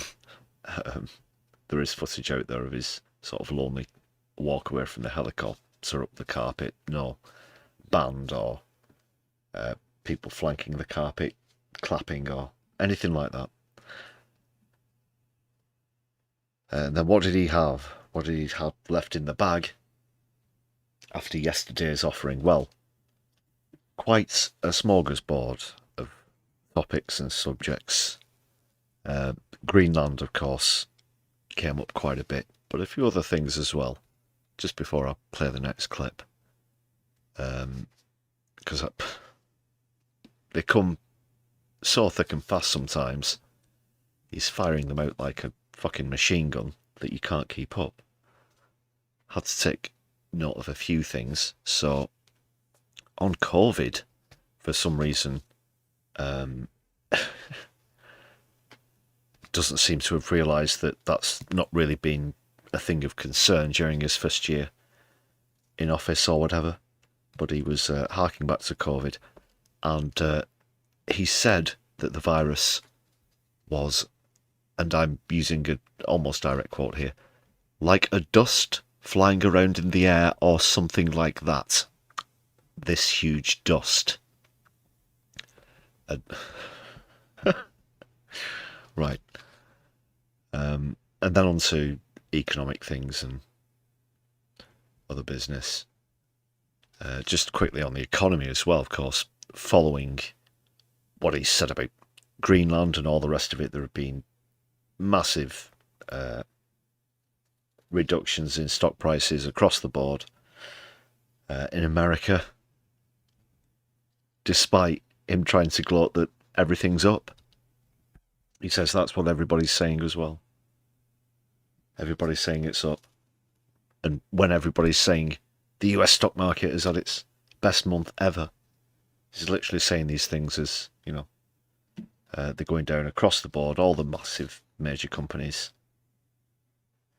all these blue chip stocks, as he speaks. Incredible. So the next, we'll get on to another clip now. The next one's going to be on Greenland ownership itself, and then a bit more about Europe. It gets arguably worse. Greenland is a vast, almost entirely uninhabited and undeveloped territory that's sitting undefended in a key strategic location between the United States, Russia, and China. That's exactly where it is, right smack in the middle. Wasn't important nearly when we gave it back. You know, when we gave it back, it wasn't the same as it is now. It's not important for any other reason, you know, everyone talks about the minerals. There's so many places, there's no rare earth, no such thing. Well, first of all, you heard that correct. He thinks that Greenland was given back. To Denmark? By America? Not sure exactly when he thinks that happened, but no, it's been part of the Danish kingdom for 800 years. That timescale massively supersedes the creation of the United States as we know it now, of course, being only 250 years old. So, first of all, if you can't get it by just saying that you want it, first of all, invent something like it used to be us in the first place. We've heard this before in the past. You know, this is what Mussolini and Hitler used to say, for fuck's sake. This is always the sort of premise. It's ours, it was taken from us. All we're doing is trying to take back what's ours. And now he's trying to make that play with Greenland. Thing is rare earth. There's rare processing, but there's so much rare earth. And just to get to this rare earth, you got to go through hundreds of feet of ice. That's not the reason we need it. We need it for strategic national security and international security. This enormous unsecured island is... Honestly, everybody, we're not coming for the resources. Of course not. Of course not. We've got these other legitimate reasons. Again, We've heard this so many times in the past, and now we're hearing it from Trump. He's an asshole, sir. Actually part of North America, on the northern frontier of the Western Hemisphere. That's our territory. It is there. What? Fucking hell. Well, you could have... Really? That's quite a revelation to me. Now, the history of America, 250 years old. Now, that was... don't seem to recall that ever coming up in American history, but luckily we've got Trump here to reveal this fact to us now. It's actually part of North America now. It's theirs.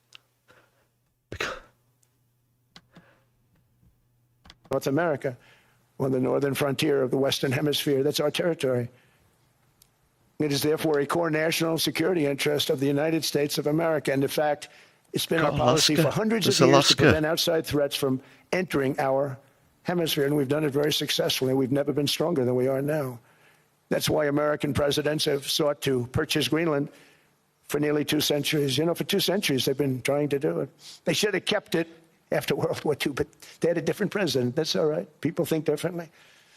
Much more necessary now than it was at that time, however. What, at the height of when the Cold War started after World War II? Oh yeah, it's more important now than during the Cold War. What was that? What was that?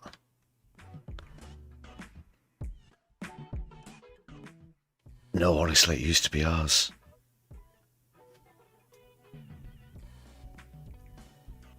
So we move very quickly from we want it from you to we want it back for ourselves.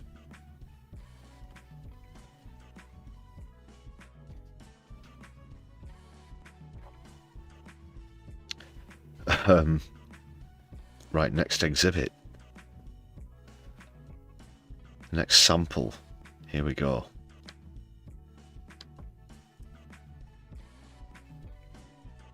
Let's get through these quite quickly, people.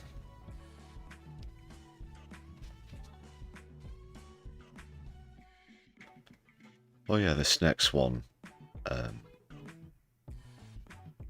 actually concerned World War II. But during the whole thing, again, I think he spoke for nearly an hour again. He mentioned World War III so many times, it was like 20 times. My point being, even though he was trying to say that he'd helped to avoid World War III, he sure was talking about it quite a lot. You know,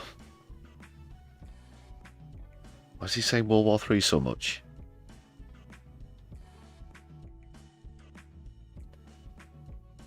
But this one now, I guess he's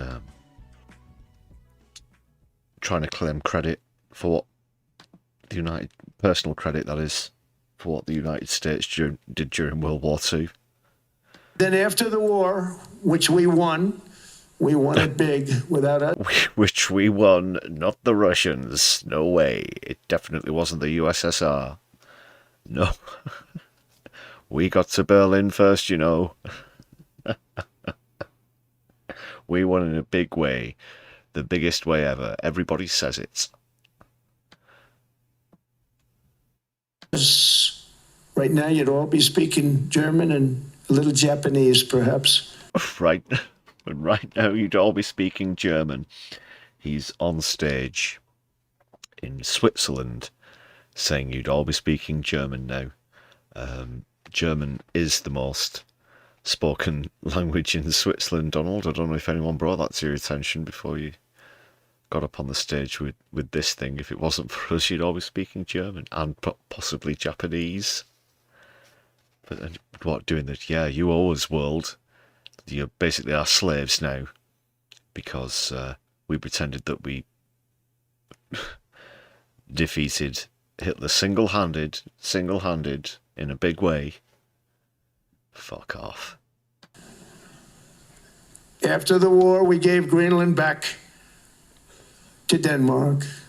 How stupid were we to do that? That didn't happen. That isn't what happened. But we did it.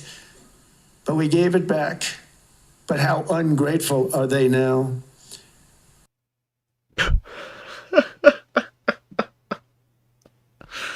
Oh, God, it's so shocking. Like, if I wasn't laughing, I'd be crying. Because it is scary as well. It is scary as well. Point there in the chat, Graham. Don't be too hard on him. He did manage to put the circle shape in the circle hole and the square, but he did struggle with the star shape. That's one of his Achilles heels. He's not quite complicated shapes. He's not quite got the grasp of shapes with that many points, that many angles. He just can't handle it.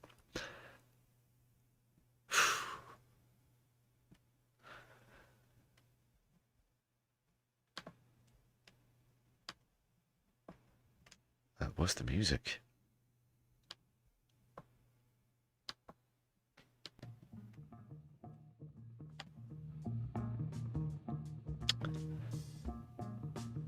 JK, how are you brewing?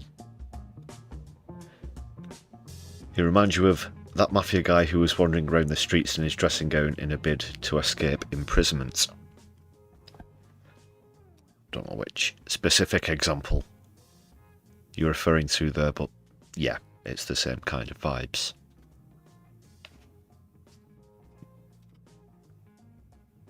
Do you mean Escobar?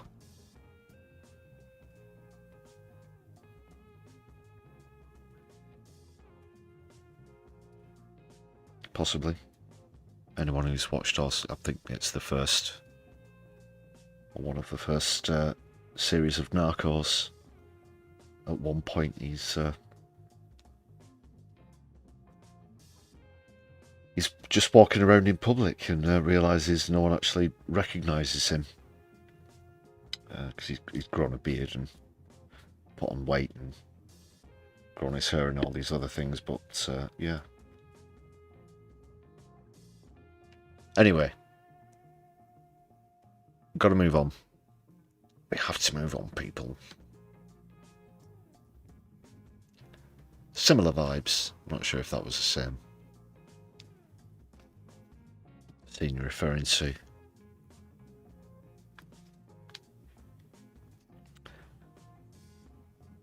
So one of the things he's done is pretty much talk himself out of this ongoing trade deal with the European Union with these Greenland threats.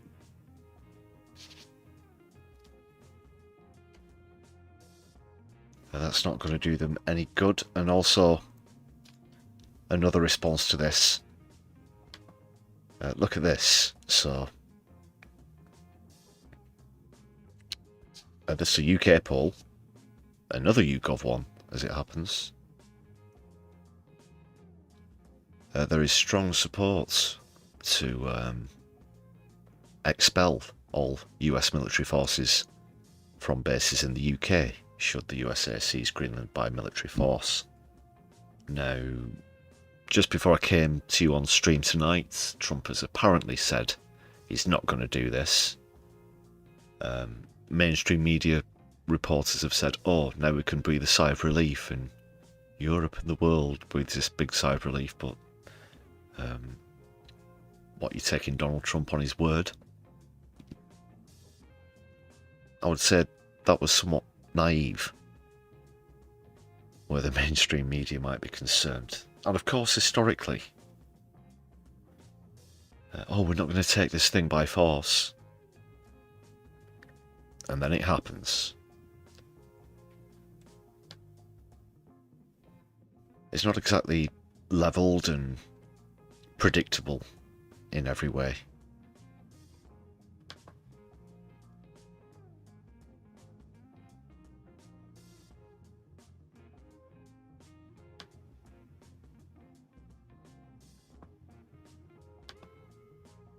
So yeah, you can see these statistics there. Most of the support coming from the Greens, unsurprisingly.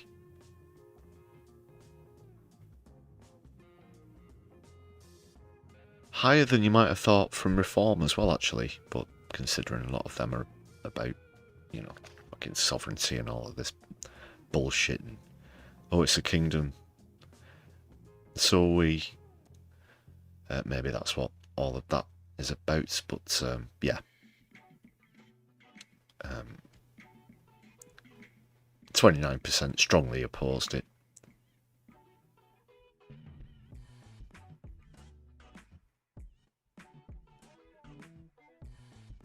So just wanted to share that stat with you as well. He said it won't come to that.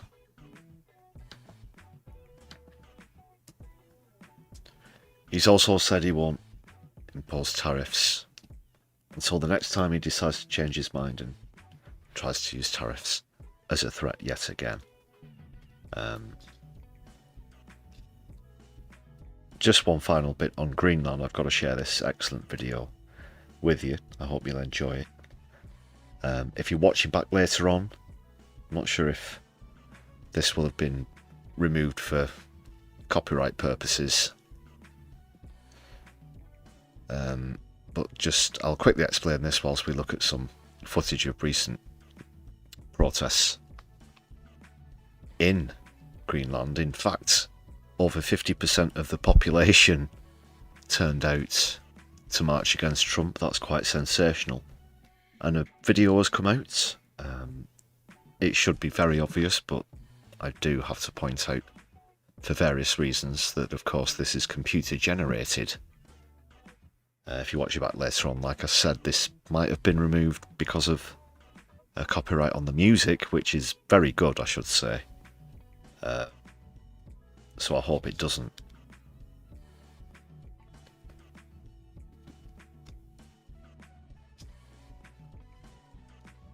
But yeah, it's a real earworm. It's got very Norse Viking vibes to it as well. The reason why it's clearly AI will become pretty clear as soon as you see it, because it features some pretty seriously tough looking walruses and things, for example. So I don't know if you might have already seen this one, but here it is.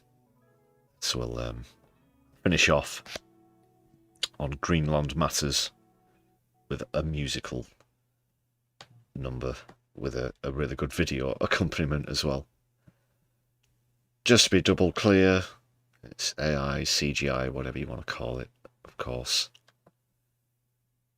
And very good lyrics. The lyrics are at the bottom of the screen, very pertinent as well. Lyrics can be powerful, of course. I don't know if anyone's into poetry at all.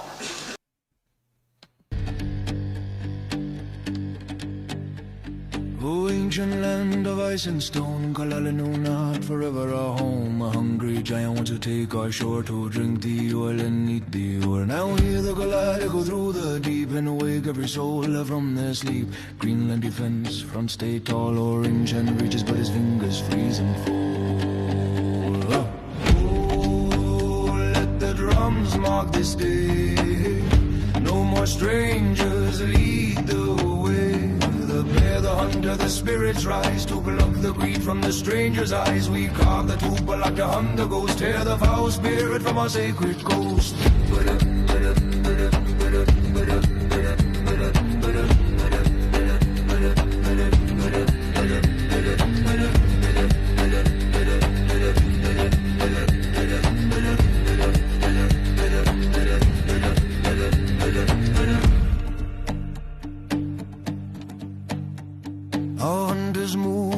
Sound, silent ghost born on frozen ground. A great bear rises from the drifting snow, the northern guardian who fears no foe. Walrus stand where the green waves break, a force of nature no tide can shake. Winds will come, winds will go, we've dealt with worse before. Oh, let the drums mark this day. No more strangers lead the way. The bear, the hunter, the spirits rise to block the greed from the stranger's eyes. We carve the tupa like the hunter ghost, tear the foul spirit from our sacred coast.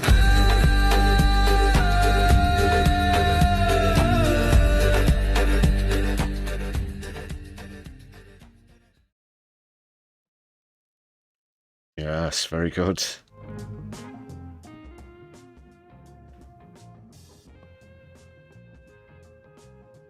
Nice tune there. Demon Flying Fox. Of course, you wouldn't want to mess with these guys. Do you want some, Donald? Do you want some? Look what you're up against here. These guys are fucking nails, mates.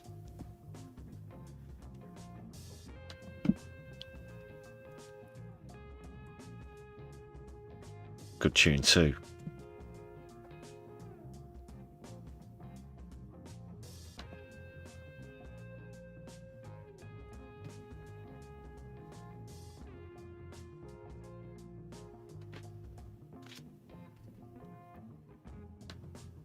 That'll be all for Greenland, like I said.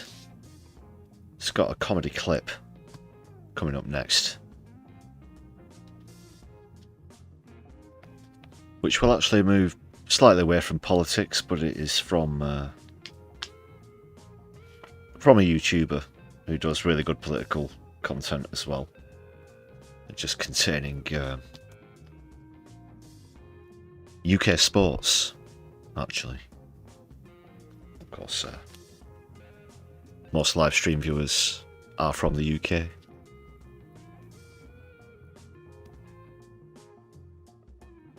He's a class comedian as well, so it's all good. I want to share this one with you. Michael Spicer.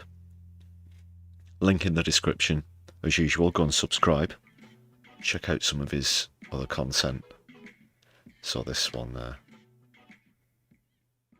concerns video assistant referees in the English Premier League.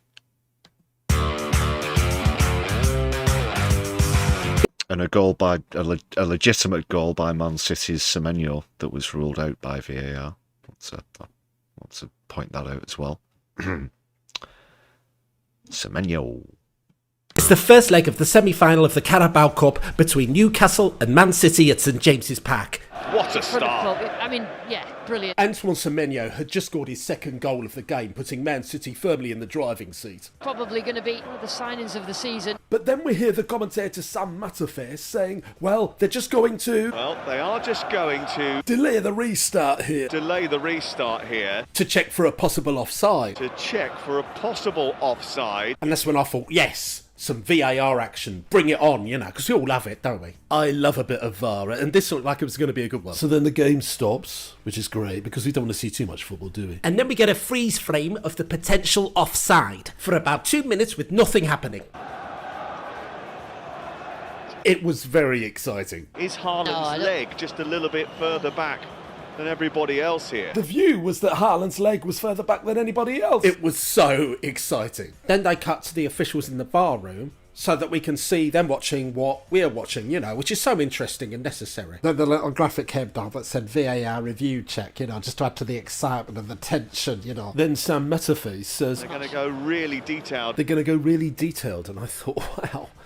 You know, if I died and gone to heaven or something. And then for the next couple of minutes, they're just playing back and forth the same bit of action from an inconclusive camera angle. The hairs were standing up on the back of my neck. I was just enthralled. Then they looked at it from another useless angle, but, you know, further away. And of course, this is where we get the famous line from the commentator Sam Matterface. It's an incremental infraction if it is one. It's an incremental infraction if it is one, which, you know, as we all know, has gone down as one of the most memorable commentator lines of all time. It's an incremental infraction if it is one. Oh, it's an incremental infraction if it is one. Yeah, I love that. It's just a classic. It's right up there with Martin Tyler's famous line, Arsenal are claiming a handball in the penalty area, but VAR are saying that Harry Maguire's arm is in a natural position, which I've actually got tattooed on my thigh because I'm a big Man United fan. Then, of course, we get the orange boot theory. If you look at the orange boot, it's whether or not Haaland's leg is beyond that. Everyone had their opinion on the orange boot. Oh, do not get me started on the orange boot. The whole nation was talking about that orange boot. I think the orange boot theory actually galvanised us as a footballing community. You know, it brought us all together and got us loving the game again. How? And then they went in really close, like really close. Look how detailed we're going now. Look how detailed we're going now. I mean, it was just exceptional. It was football at its very best. It is very, very tight. Yeah. By this point, there had been no football for about 5 minutes, and I was just running around my living room, just jumping up and down, going, VAR, VAR, you know. I must have been on my 5th pint of Carabao by then. I remember the VAR referee actually turning to his assistant, and it's so obvious that he's got no idea what he's supposed to be doing, which is, you know, wonderful to see. I love watching confused middle-aged men not having a clue what they're doing. I love it more than football, actually, so this was a real feast for the eyes. And then eventually we get the decision. What's the decision here? My heart was just racing at this point. The lines came up. Offside. Offside. Offside. Offside. This goal's not going to count. It seemed like at this point it was over. It was done. You're fucking joking. But it wasn't. And this is why we love VAR, because there are so many twists and turns, and suddenly out of nowhere it gives it the... I think he's going to go look at it first. The ref then runs over to the screen to look at it himself. I couldn't believe it. I fell off my seat. It was unprecedented. It was such a brilliant and unexpected waste of time. The hairs were standing up on the back of my neck again. And then the commentator says... What they're saying is he's in an offside position, but was he stopping anybody from playing the ball? And the answer to that is he was. And I've got all of that tattooed down my other thigh.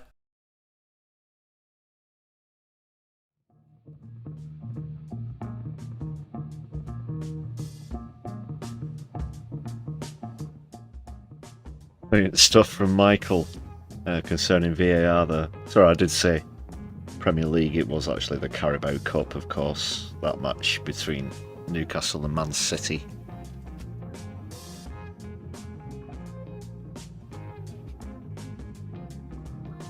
City still won the game anyway, but yeah.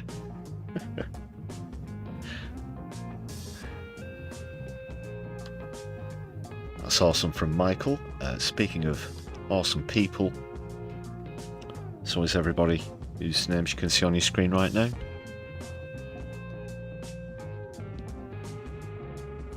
We currently have 154 members, I'm very proud to say, on the way towards the target of 250. Thanks for all your contributions. We're getting towards the end of the stream here this evening, but super thanks are open if you're watching back later on, and there's a Buy Me a Coffee page in the description of this stream. Please do check it out. Some elaborate names on there. Some of them didn't even fit in the frame.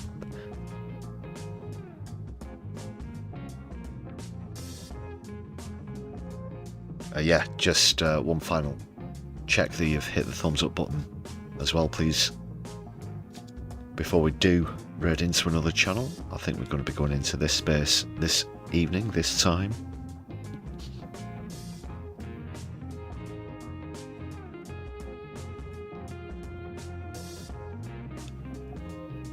Thank you very much, everybody. I really do appreciate it. It means a lot to us. Can you dig it? Can you dig it? Can you dig it?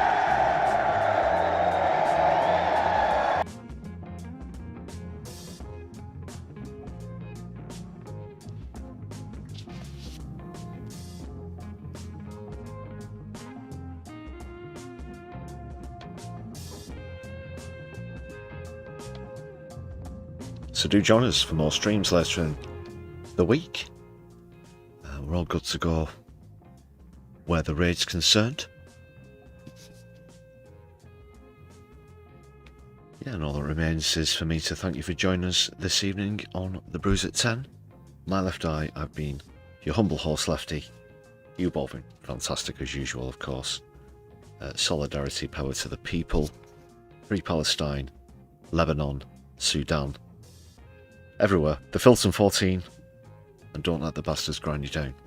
Good night.